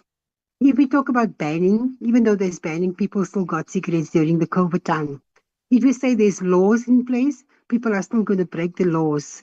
What are the gentleman's view about that? Because he is very passionate saying that we must stop the smoking things. And if you look at the township, a lot of people are smoking cheap cigarettes, vaping. That's why I say the vaping is expensive because it's come from 90 Rand to 100 Rand, 120 Rand. And then people take the cheaper one day and they smoke the 20 Rand cigarettes because that is what they can afford with the unemployment rate that is so high. So I just want to understand what is the view of the presenter about that? Is it because smoking is more harmful than vapes and because vapes is sometimes unreachable? And then also my question that I want to ask is that, see that the gentleman is so passionate about this coloring, the colorful packaging of the different flavors and things. We see even in the cannabis shops, they are selling the jelly babies and the snacks and all those things. That is for children. So I just need to understand what is their view about that also, because we all have our interest of doing things and doing it differently. But when it comes to the children, there's a lot of harm that's lying out because people think it is nice to walk with the vape and all these things. But where are we going to pull the line between harm that's harm and then saying, okay, vaping is making it less harmful? What do the presenter feel about that? Thank you, Chairperson. Thank you very much, Chair. Good evening to all. Chairperson, I must first commend the commitment displayed by young persons today. There's been a lot of young persons presenting today, and they seem to be understanding the purpose of the bill. They understand it as a protection of public health, nothing else. And I appreciate that. That makes me to believe that a smoke-free South Africa is possible, given the confidence and the knowledge and the understanding that these young people are having. Chair, I can hear it was just a comment that, but I have a question regarding smoke-free spaces in South Africa. Should these smoke-free spaces, should the laws that we intend to apply also to vapes, including e-cigarettes? If yes, why? Also, I had a concern around the input that is always made by other presenters that always say the bill that we are entertaining will severely impact on the hospitality industry and tourism. But the presenter has responded to that clearly. I am satisfied with the input regarding that. The question remains the one that I put as the one on vapes, if we must include vapes and e-cigarettes in one legislation. Thank you very much, Chair. So thanks. Honorable Dr. Oh, there's Honorable Mutubase before you. You are the last one, Dr. Leroux. Mutubase, sorry. No, thanks. Thanks very much, sir. Pardon me, I'm in a very unfriendly place, but I'll be quick. Just from the presentation that was made, you seem to be gravitating towards banning, and this is not the intention of the bill. What is your view on harmless harm? You seem to be banning itself. But don't you think that when we ban, that will increase illicit production or illicit trade? And second, you have spoken around what you have experienced in your neighborhood. What has been your role in advocating this bill or making sure that young people are aware? We are all impressed today by the fact that a lot of young people came through. But what is the percentage? How far did you go to cover the ground?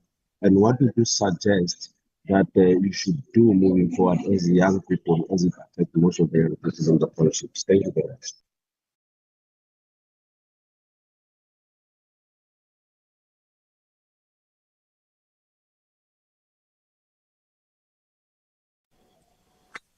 Honorable Dr. Leroux, yes, yeah. My apologies here. I wasn't. I thought it was Claypool who would be last. Thank you very much to the presenter, and thank you for your passionate presentation. I appreciate your advocacy for your community.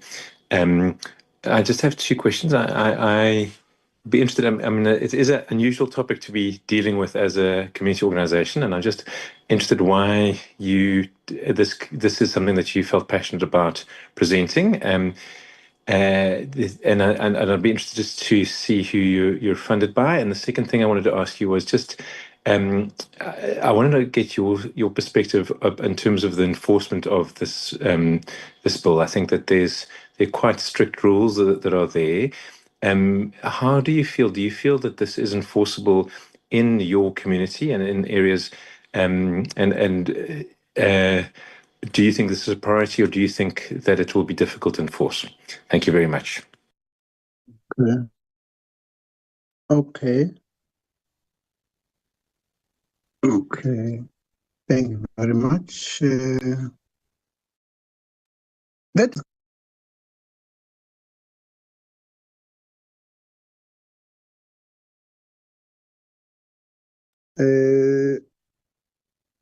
I just wanted to check, firstly,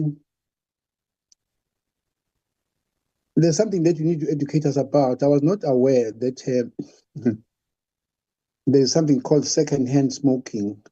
I always know that if you smoke, you get exposure to those who smoke, and if you don't smoke, they expose you to the smoke. Now, today you're educating us about the third-hand smoking. Please explain that a bit more. I really want to know this much more. But I think, like Honorable Kleko, this bill really is futuristic about the young people, and I'm glad to hear so many young people's voices today. This bill is saying, it's asking them to take a lead because it has an impact on the young people. Sometimes by the time you see the impact of this bill, some of us will probably not be active in anything because it is not meant to be for us. I just want to quote, yesterday I was exposed to another very good professor, is a comment. Professor Francis Omwasa is a former Director General of Department of Health in Uganda. And then he's really commenting, he says, health is made at home and only repaired in health facilities. when it breaks down. Now, I would want to really say, do you see your role also advocating and strengthening the mobilization of young people so that they probably don't start? Because you are going to then help me to come to this statement. There's a statement made by some other presenters. They said, if you don't smoke, don't even start. But if you smoke, please quit.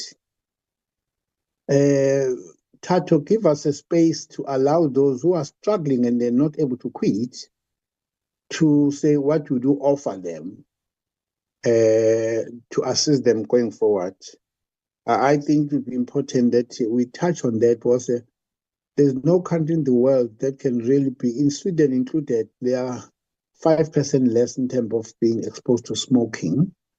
And therefore, they are probably getting their citizens not to stop them to smoke, but to actually encourage them to do other things, which I would want to hear that even though you may not be believing in that, but let's actually be in the real world that you may hope to have for young people advocate for less and less or even not to start. But for those of us who are already there in that pool, how do you continue to support them so that they could still be able to move on with life despite that and probably less effects? And therefore asking you to really have a role in terms of differentiation of these processes.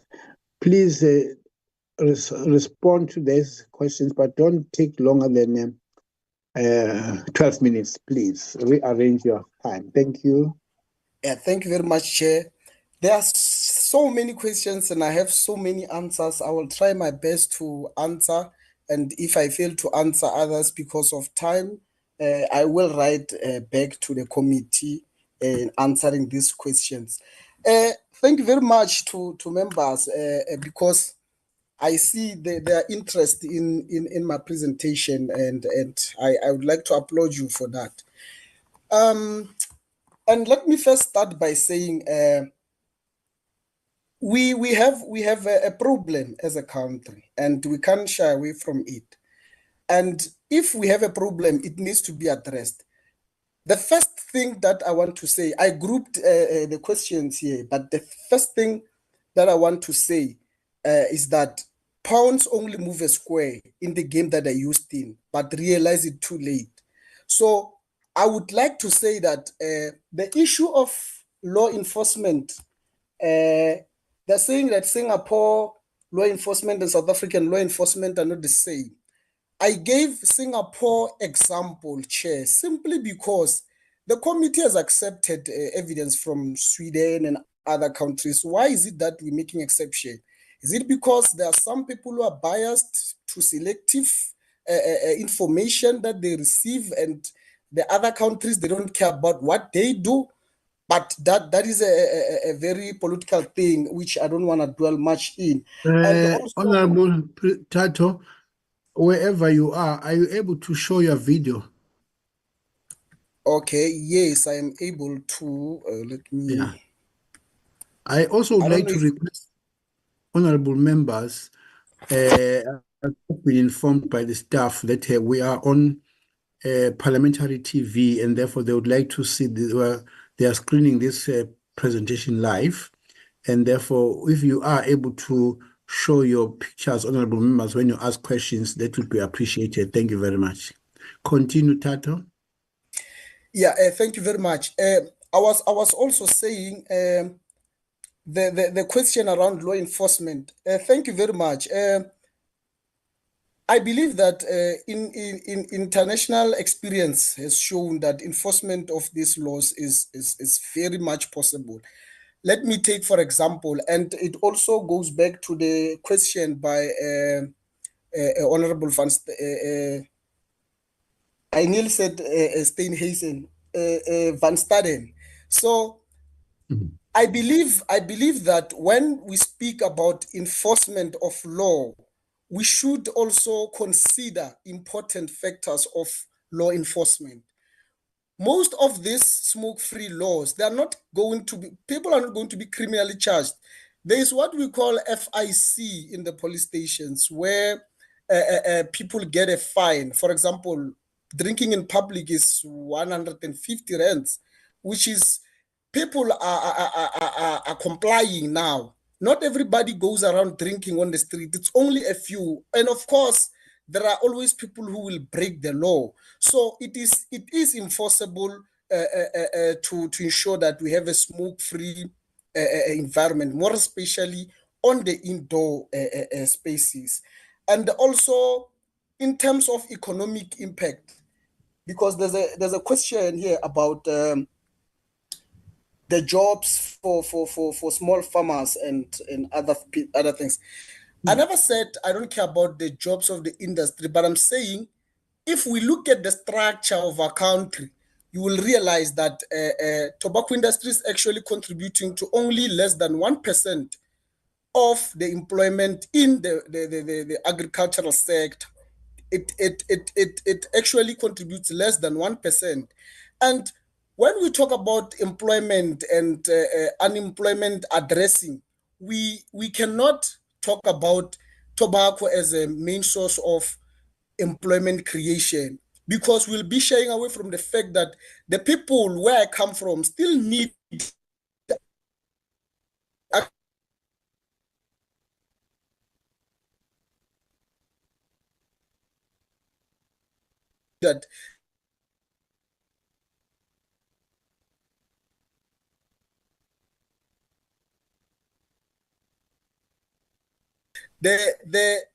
our country must be industrialized in government things that can and will be able to assist us in terms of creating employment. And also, not only that, we must understand the beneficiation of minerals.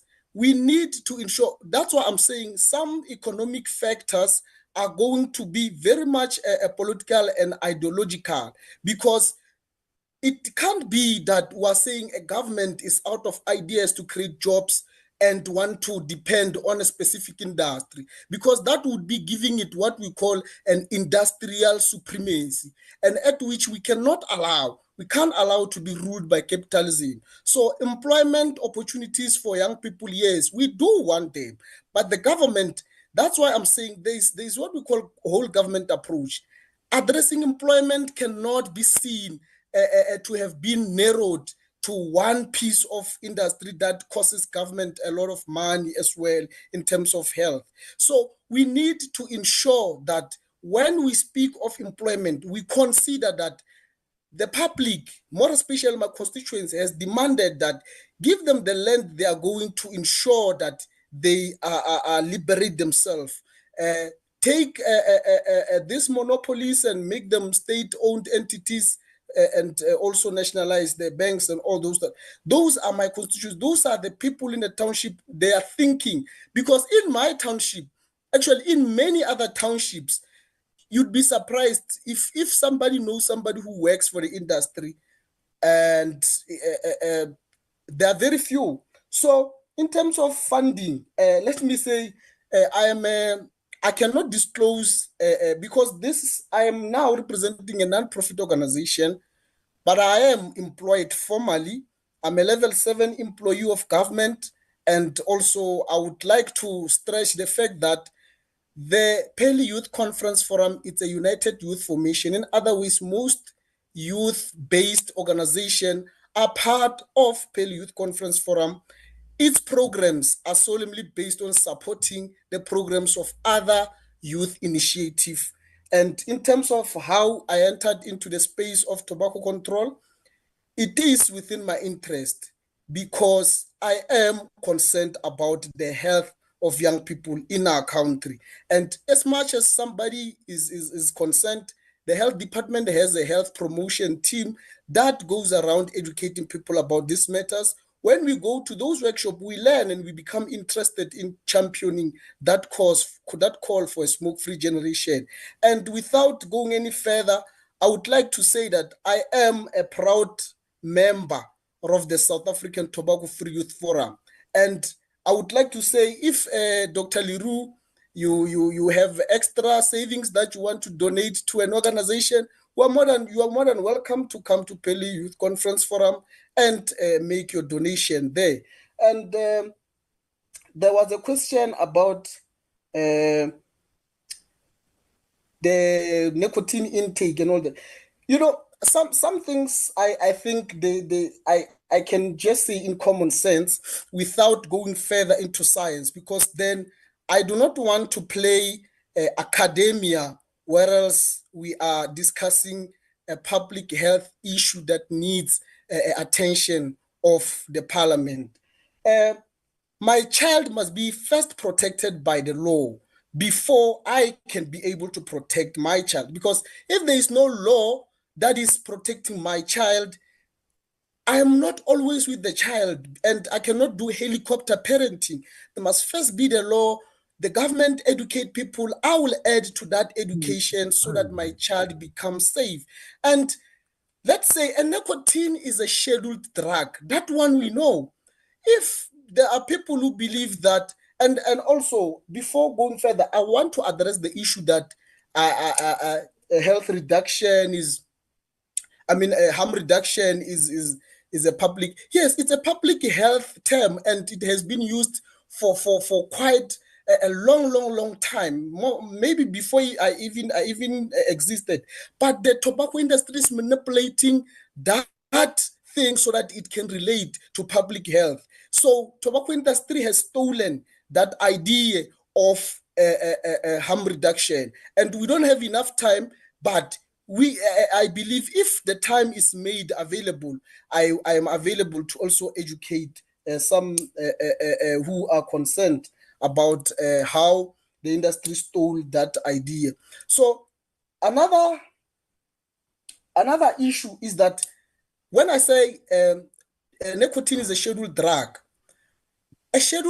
unless it's in cigarettes, cannot be sold over the counter. It's a prescribed, it needs a prescription. So if the harm reduction people, or let me not abuse a holy word, harm reduction, if the industry, the vaping industry people want to have their product consumed as cessation products, then they know the correct channels. They know it must go through SAPRA and do clinical trials, and so that it can be proven, because we have nicotine replacement therapy that is available and it's effective, because it would be undermining years and years of hard work in trying to curb this smoking epidemic.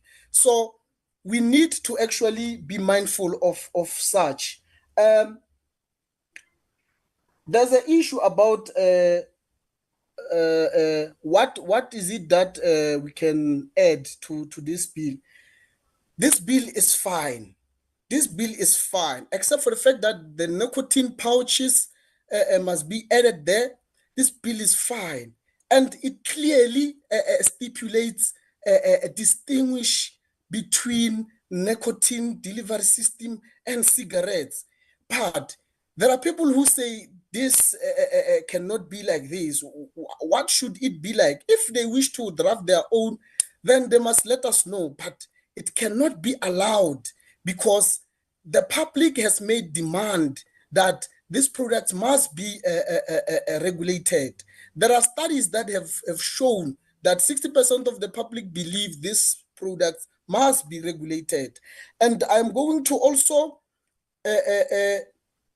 in the terms of implementation, they said implementation of this bill into law is going to be difficult, and the law that came, the 1993 Act as amended in 2008, I think we will be discrediting a hard-working mother, Nkosazana Dlamini Zuma, who fought tooth and nail to ensure that laws are implemented, tobacco control laws are implemented, will be undermining her hard work.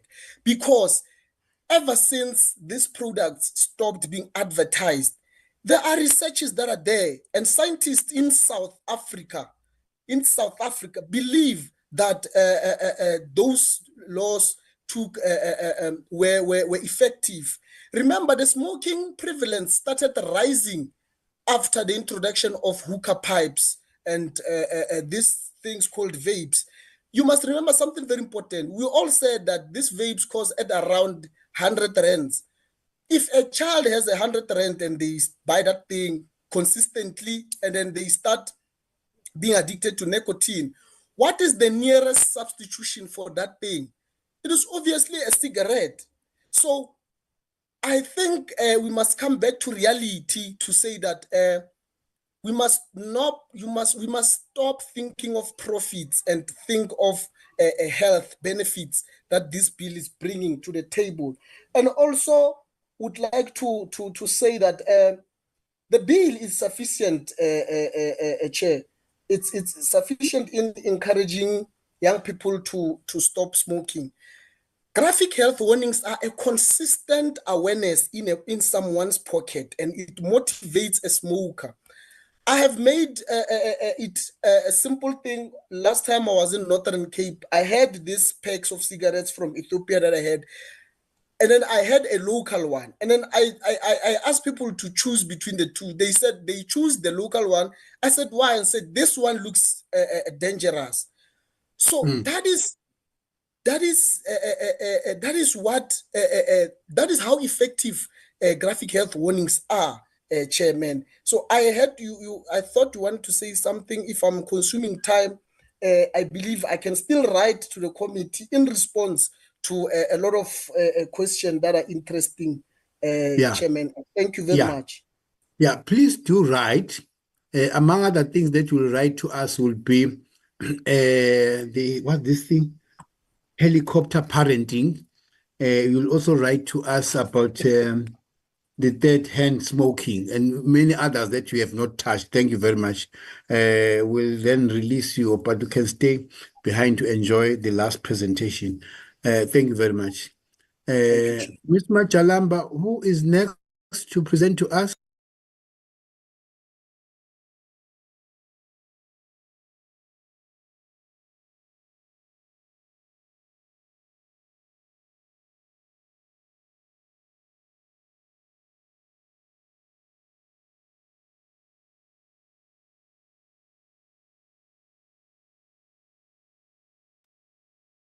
Okay, Ms. Machalamba,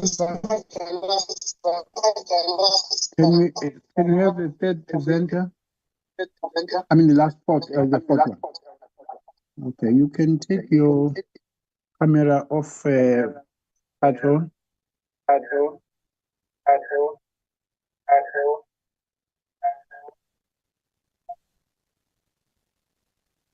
Okay, let's get the fourth presentation, which will be the last for the day. It's Tobacco Free Youth Forum.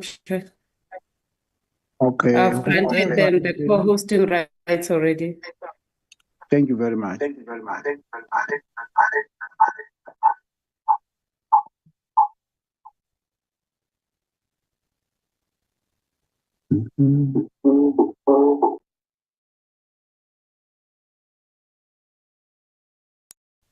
Let the young people start. Okay, thank you. Thank you so much, Chair. Just to confirm if you can see my screen. Yeah, just go there and put the hourglass and change it to a slide presentation. There you are, press there. Yeah, yes, go ahead. Awesome. Thank you so much. Good evening to the members of the Portfolio Committee on Health, as well as other colleagues that are joining. I'm not sure if I'm audible. Yes, go ahead then. Okay, thank you. Unfortunately, I'm not going to be able to have my camera on for this section because I am using my laptop and the camera is it's facing some challenges. However, during the Q&A, I shall move to my other device, which I'm logged on to, so I can have my camera on. Apologies for that. I'm trying to... Okay, perfect. Sorry about that. Just an introduction. My name is Lesego Mateme, and I'm the project coordinator for the South African Tobacco Free Youth Forum. Just an organizational overview. We are a youth-led, youth-facing organization that is aimed at ensuring that young people know the harms about the harms of tobacco and nicotine products, but also that we pull in young people into policy-making conversations such as these ones. Because again, I think as it has already been consistently mentioned, these bills will be affecting the life, or rather our future. So it's important that we chip in and play a role in crafting them. We are a daughter organization to what is called the Green Youth Network, which is essentially a registered NPO which has over a decade of experience in basically advancing youth interest in the green economy, ensuring that young people play a role in fighting climate change, and also just advancing the sustainability agenda. So the Green Youth Network over the years has amassed over 10,000 youth leaders who are amplifying their role in advancing South Africa's just transition. While the South African Tobacco Free Youth Forum, we call ourselves SET5 for short. While SET5 is only 4 years old, it was essentially born from the realization that there is a gap for a strong youth movement when it comes to tobacco control. And also, of course, realizing that young people are disproportionately affected by tobacco and nicotine products. However, their voices in these conversations were usually not captured. So what we do as the South African Tobacco Free Youth Forum, our core mandate is to essentially educate, inform, and influence change. We do this through information think tank sessions. We do this through webinars and bizos, as well as media advocacy events, amongst other things. This is our organizational footprint. We have 5 chapters within 4 provinces, 2 chapters in Gauteng, 1 in Tshwane, as well as another one in Johannesburg. There's a chapter in Limpopo that is housed in Polokwane, a chapter in KZN that is in Durban, as well as a chapter in the Western Cape that is based in Cape Town. And for transparency's sake, we are funded by the Campaign for Tobacco-Free Kids. A majority of our public awareness and advocacy efforts have been funded by CTFK. So to get into the conversation, I'd like to just bring our attention to essentially the South Africa's reality when it comes to tobacco products, a grim reality rather.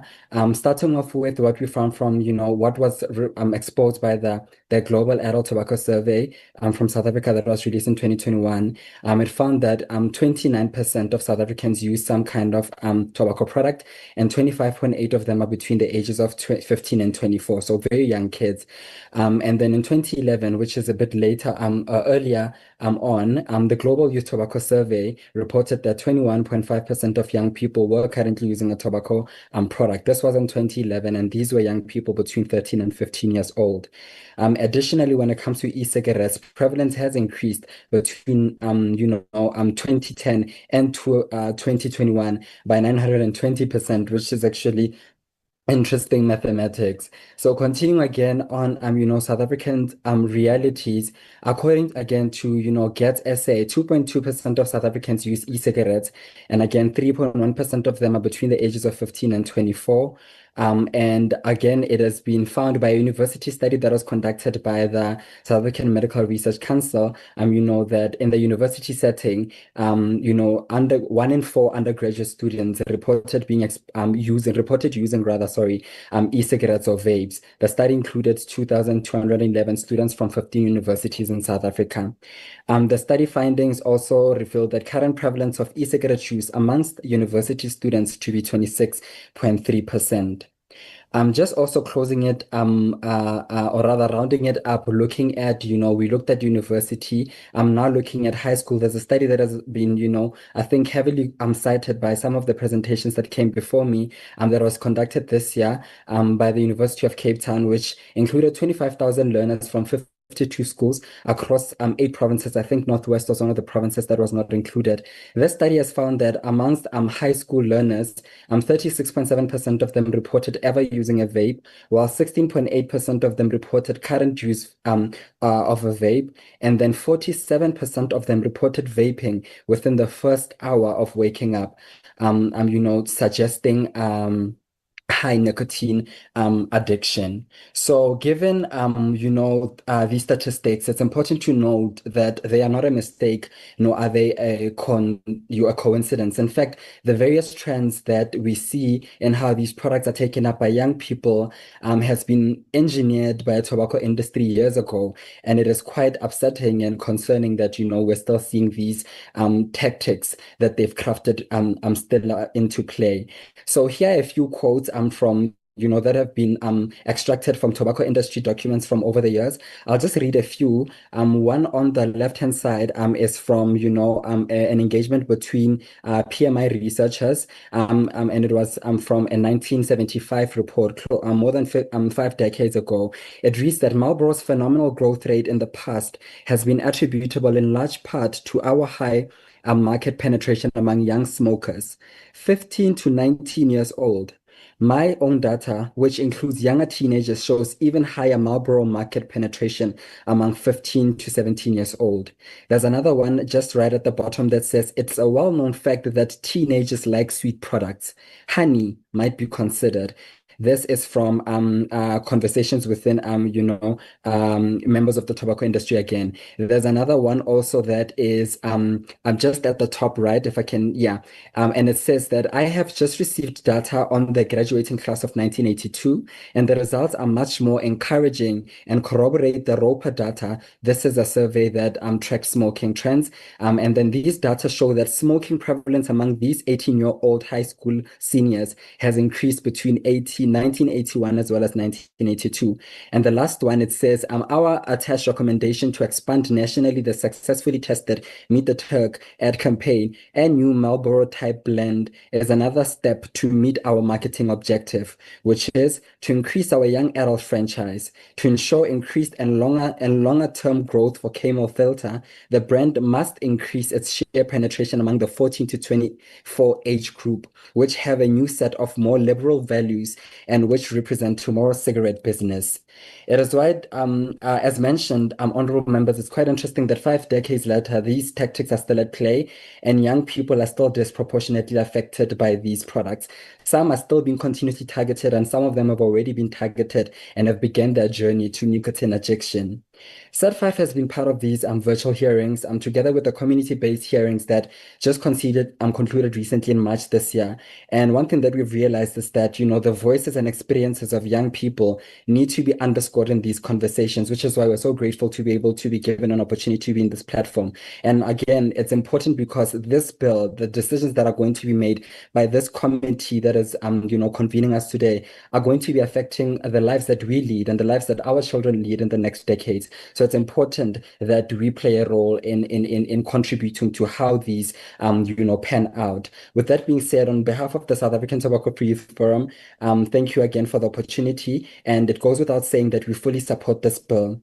Our presentation will focus on the 5 key tenets, amongst others, that are proposed by this bill and why these are important in curbing youth initiation, particularly, and addiction to tobacco and nicotine products, but also how they will contribute to assisting those who do wish to quit smoking. The first element that I'd like to focus on is plain packaging and graphic health warnings. I won't spend a lot of time here because a lot of my colleagues have already expounded on it. However, the research has consistently shown that, the packaging of these products adds to their appeal and how young people find them interesting. The color, particularly, as well as the design, play a great role in how the risk of these products are perceived, as well as what is called the sensory experience, especially again amongst young people and young adults. And what is most important, WHO has found, and also other studies, that the regulation of the appearance of these products play a great role, a vital role in reducing cigarette appeal and abuse, and again may encourage cessation to those who hope to do so. In terms of countries that have already adopted plain packaging, there's a few of them, Mauritius being one of them, India, Chad, Cameroon, as well as Senegal. And with Canada, going as far as adding text on single stick, cigarettes as opposed to just a cigarette pack. And currently in South Africa, we do have, health warnings, but then as the cigarette package on the side, on the right, indicates, these are just only in text, and then they only occupy just a small space of the pack, allowing the brand identity and the colors and the vibrant, packaging to, steal the show. And also, again, not fully highlighting the gravity of these products. And again, the fact that these are in text, do also, how do I place this? They do go against, or rather, they don't consider the fact that we do in South Africa, we do deal with high rates of illiteracy, and then it's important for some people to be able to see what is meant when we say, for example, tobacco is addictive, or rather, tobacco causes cancer. But of course, particularly for young people who may also they may also be able to relate more with pictures than with words. So I think the next slide will be of interest to you, Chair. It speaks to 100% smoke-free indoor areas. This is one of the main reasons why we support the bill, and the reason for this, for our support for this tenet of the bill is quite simple, and has already again been heavily spoken on. And it's the fact that there's no safe level when it comes to exposure of secondhand smoke. Even brief exposure has been found to cause immediate harm. The harms of these products, or rather of secondhand smoke, spans, coronary heart diseases, triggering things such as strokes, lung cancers, as well as adverse reproductive health defects in women. So studies have consistently reported that adults who do not smoke and are exposed to secondhand exposure, or rather, in adults who don't smoke but then were exposed to secondhand smoke, 2.5 million of them, have died prematurely since 1965.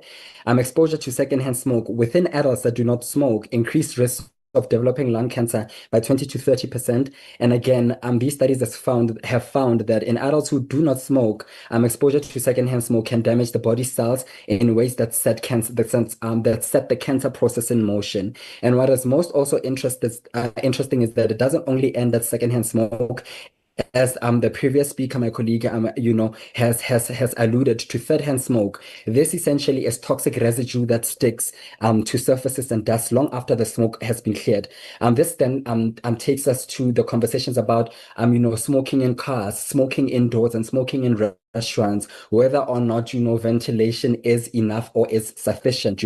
Because what we know about third-hand smoke is that it again, it sticks to surfaces, it sticks to clothing, carpets, and it builds up. So it can be you can open the windows to your car, open the aircon in your house, and then think that the smoke is out, but then those particles linger and they stick on clothes and surfaces and toys if you have kids, and meaning that these kids, infants and toddlers who are still crawling, and then they are interested in interacting with everything that they see, end up being exposed to this third-hand smoke that again can increase risk of cancer, damage cells, and then have other adverse health impacts.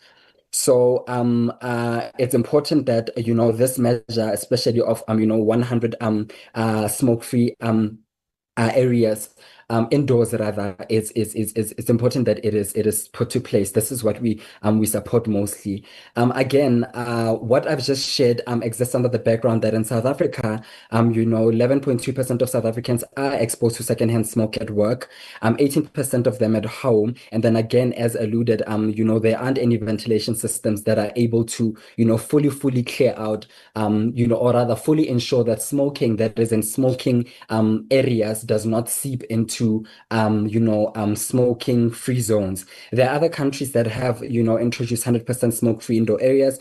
These include Uganda, Ethiopia, as well as Mauritius. And when it comes to restaurants particularly, because I think a lot of restaurant workers have to be exposed to these places, smoke free zones, and also equally so the people who are there to enjoy their food at restaurants at smoke free zones end up being exposed to this smoke-free, end up being exposed to smoke from smoke-free areas. It's important that these restaurants, or rather, it's important that we do have, smoke-free indoor areas. And in a study that was conducted in 2018 by, the University of Cape Town, that sampled 750 restaurants, it was actually found that a majority of restaurant owners and managers support a complete ban on smoking in restaurants completely.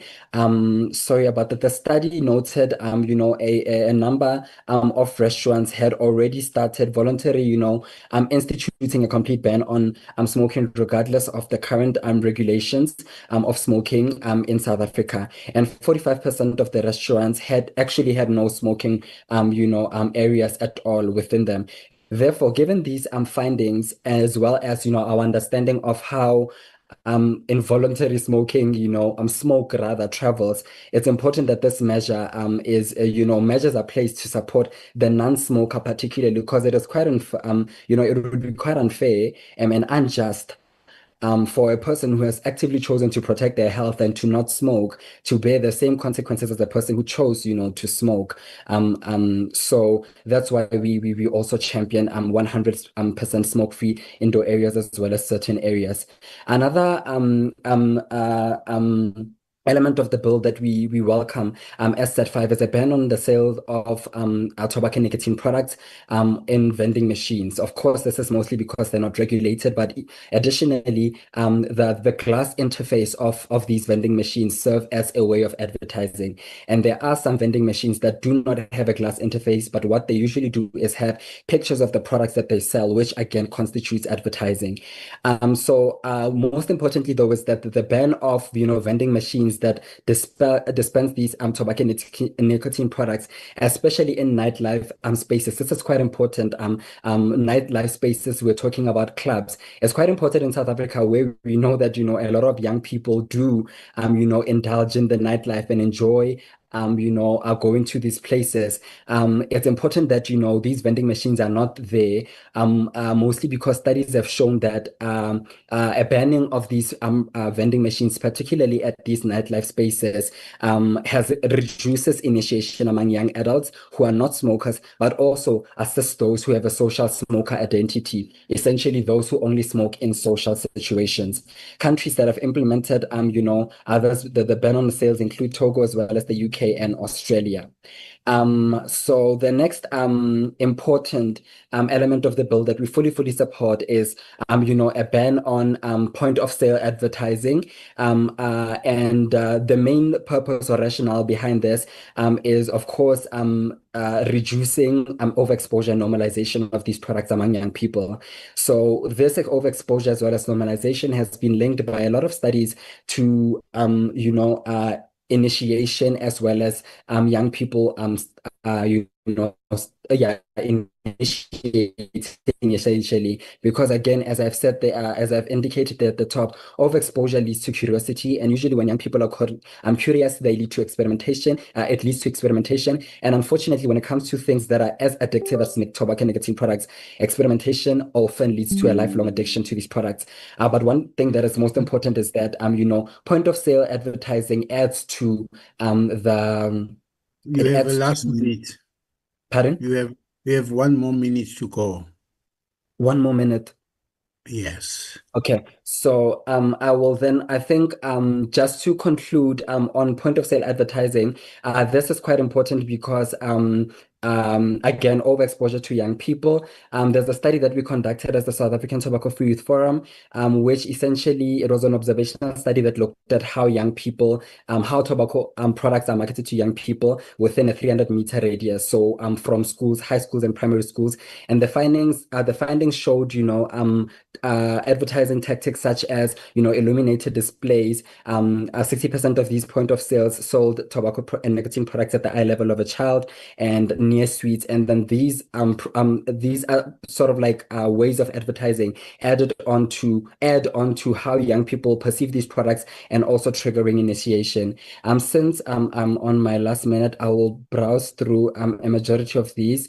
And essentially, the main conclusion is that we feel as the South African Tobacco Free Youth Forum that, the rights of the smoker have been most of the time prioritized over that of the non-smoker. So it's important that this is corrected and balanced, and we believe that this bill will do so.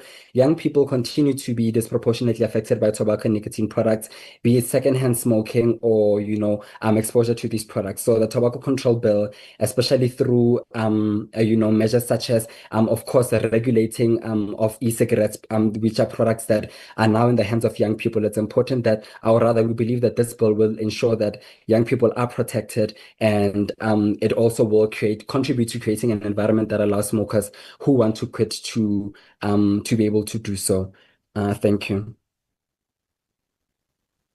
Honorable members, may I request that while I attend to this other urgent matter here, Ms. Shabangu takes your hands, Honorable Shabangu. I will also be included. I want to come last. Please include me, Honorable Shabangu. If honorable members can raise their hands, I will not be able to take them now so that I could just finish off with this in the next 7 minutes. Thank you very much. Over to you, Ms. Shabangu. Thank you, Chair. Honorable members, I'll take hands as they come. The first will be Honorable Naledi. The second will be Honorable Van Staden. The third is Honorable Dr. Leroux. After Dr. Leroux is, I think, is Honorable Mtubatse with the iPhone. Then Dr. Lehlape will follow Honorable Dr. Lehlape. After Dr. Lehlape is Honorable J. Kumalo. Lehlape, Honorable Kumalo. After Kumalo is Honorable Marais. After Marais, Honorable Marais will be followed by Honorable Zungula. Then followed by Honorable Sene. Oh, so many hands.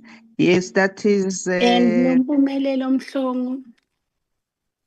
Honorable Mhlongo. The hand is not up. Zungula, then followed by Sene. Then Honorable Mhlongo will follow. I don't see any other hand. I know the other one is Honorable Taiko. Is that Honorable Taiko? Yes. Okay, then you'll be following Honorable Mhlongo, then Chair will be the last. So I think you must just say,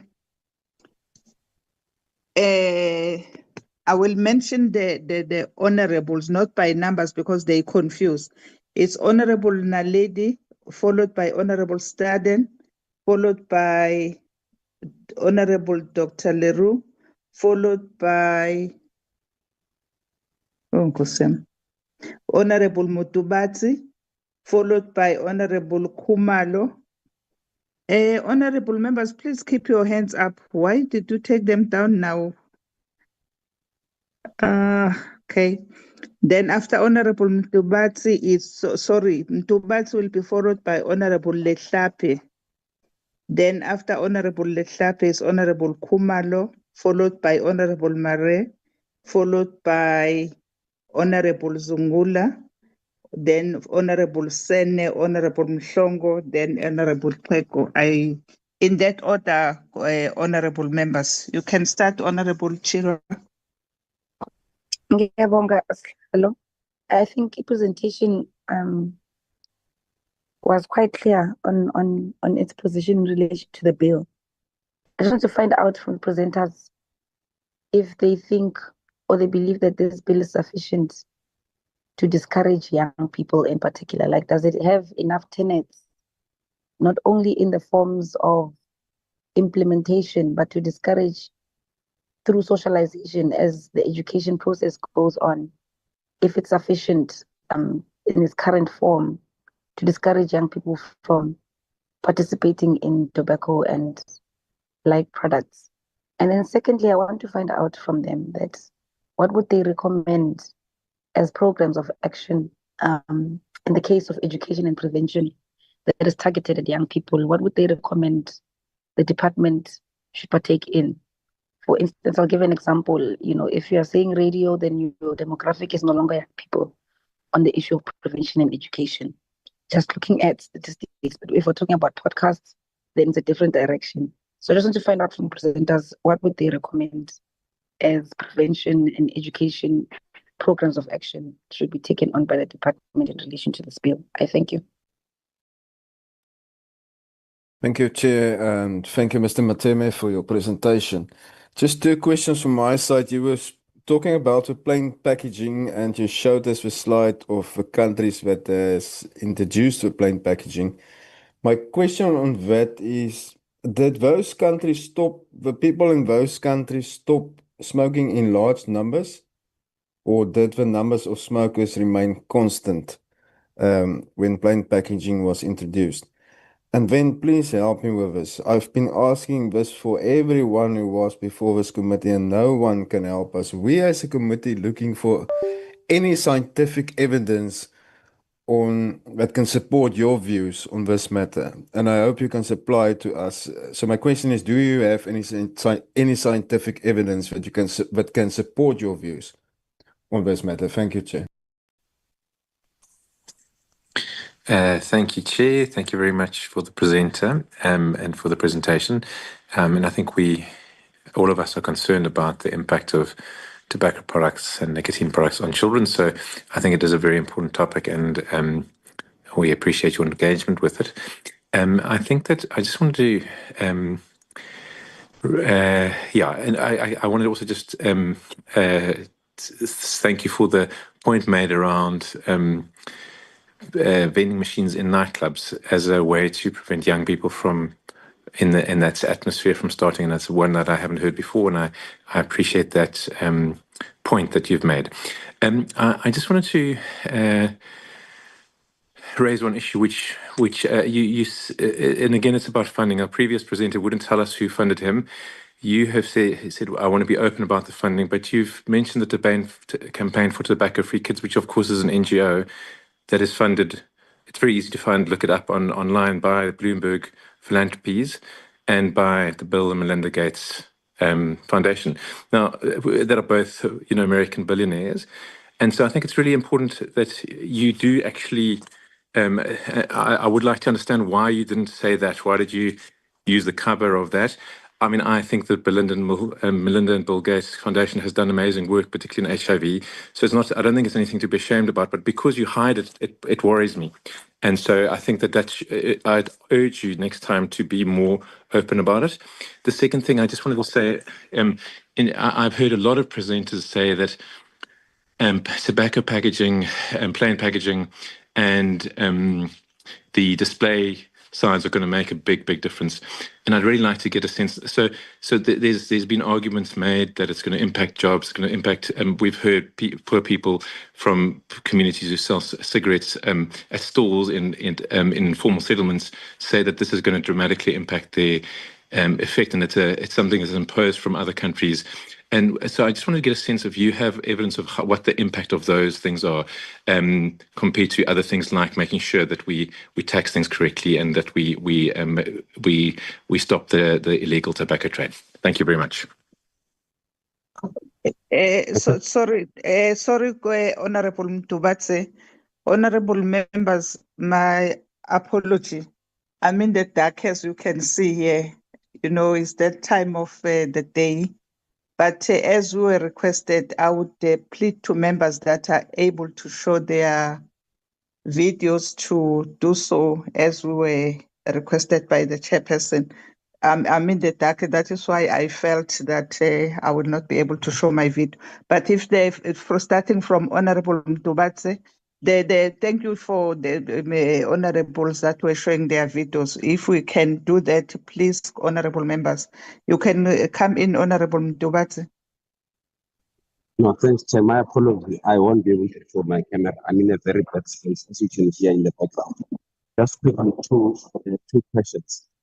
What is your view on online trading, selling, and what can be done? Because obviously, young people, everyone will have access to buying cigarettes if it's online. or maybe in other people who might move into this direction. What is your view, and what do you think should be done or can be done? We have many regulations, but everyone has spoken that our problem in South Africa is implementation. What do you think should be done, especially at the local level? Do you think that local municipalities must come with bylaws that will assist national legislation to be implemented? Thank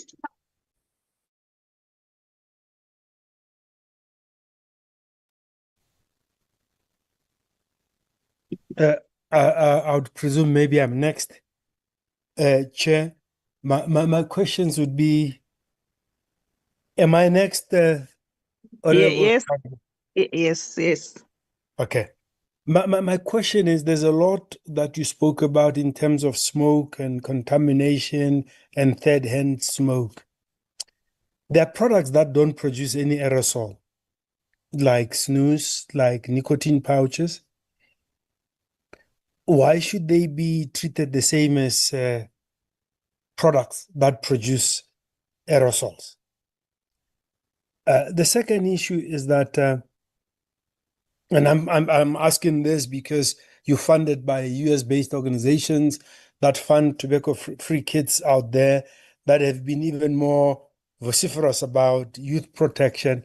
But in that country, their regulator has found and looked at scientific evidence and is differentiating between the different products. The FDA is approving vapes and is allowing them to talk about being less harmful and public benefit based on science. Snus has been registered and been allowed to claim a public health benefit. Heat-not-burn product called IQOS has been allowed to be registered and to be able to claim based on science reduced exposure. So what is, given the base where your funding comes from, where your base organization is active, and what the regulator has come up with based on science, what is the opinion of the South African chapter on differentiation of different products and different regulations? So that we can get into that debate where it's science-based regulation with risk proportionate regulation according to the harm caused by a product based on science.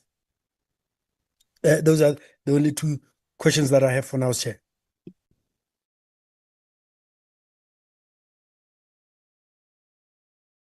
And lastly, Chair, Honorable in the Khumalo, US, please come in. just one last thing. In the US, they found that with all these introductions and re-education, youth vaping has come down, but youth use of cigarettes has dramatically come down. And the overall nicotine use amongst youth is trending in the right direction. Thank you, Chairperson. Chairperson, let me take this opportunity. Do you hear me, Chair? Yes, Khumalo, you can continue. Thank you very much. I want just to appreciate the presentation, Chairperson, from the presenter. I'm just having only one question. It is as follows. Should this bill be passed, what do you see as the role of your organization? And how can other young people partake in this process? What should be the youth needs from government? What would be the youth needs from government after this bill has been passed? Thank you, Chair.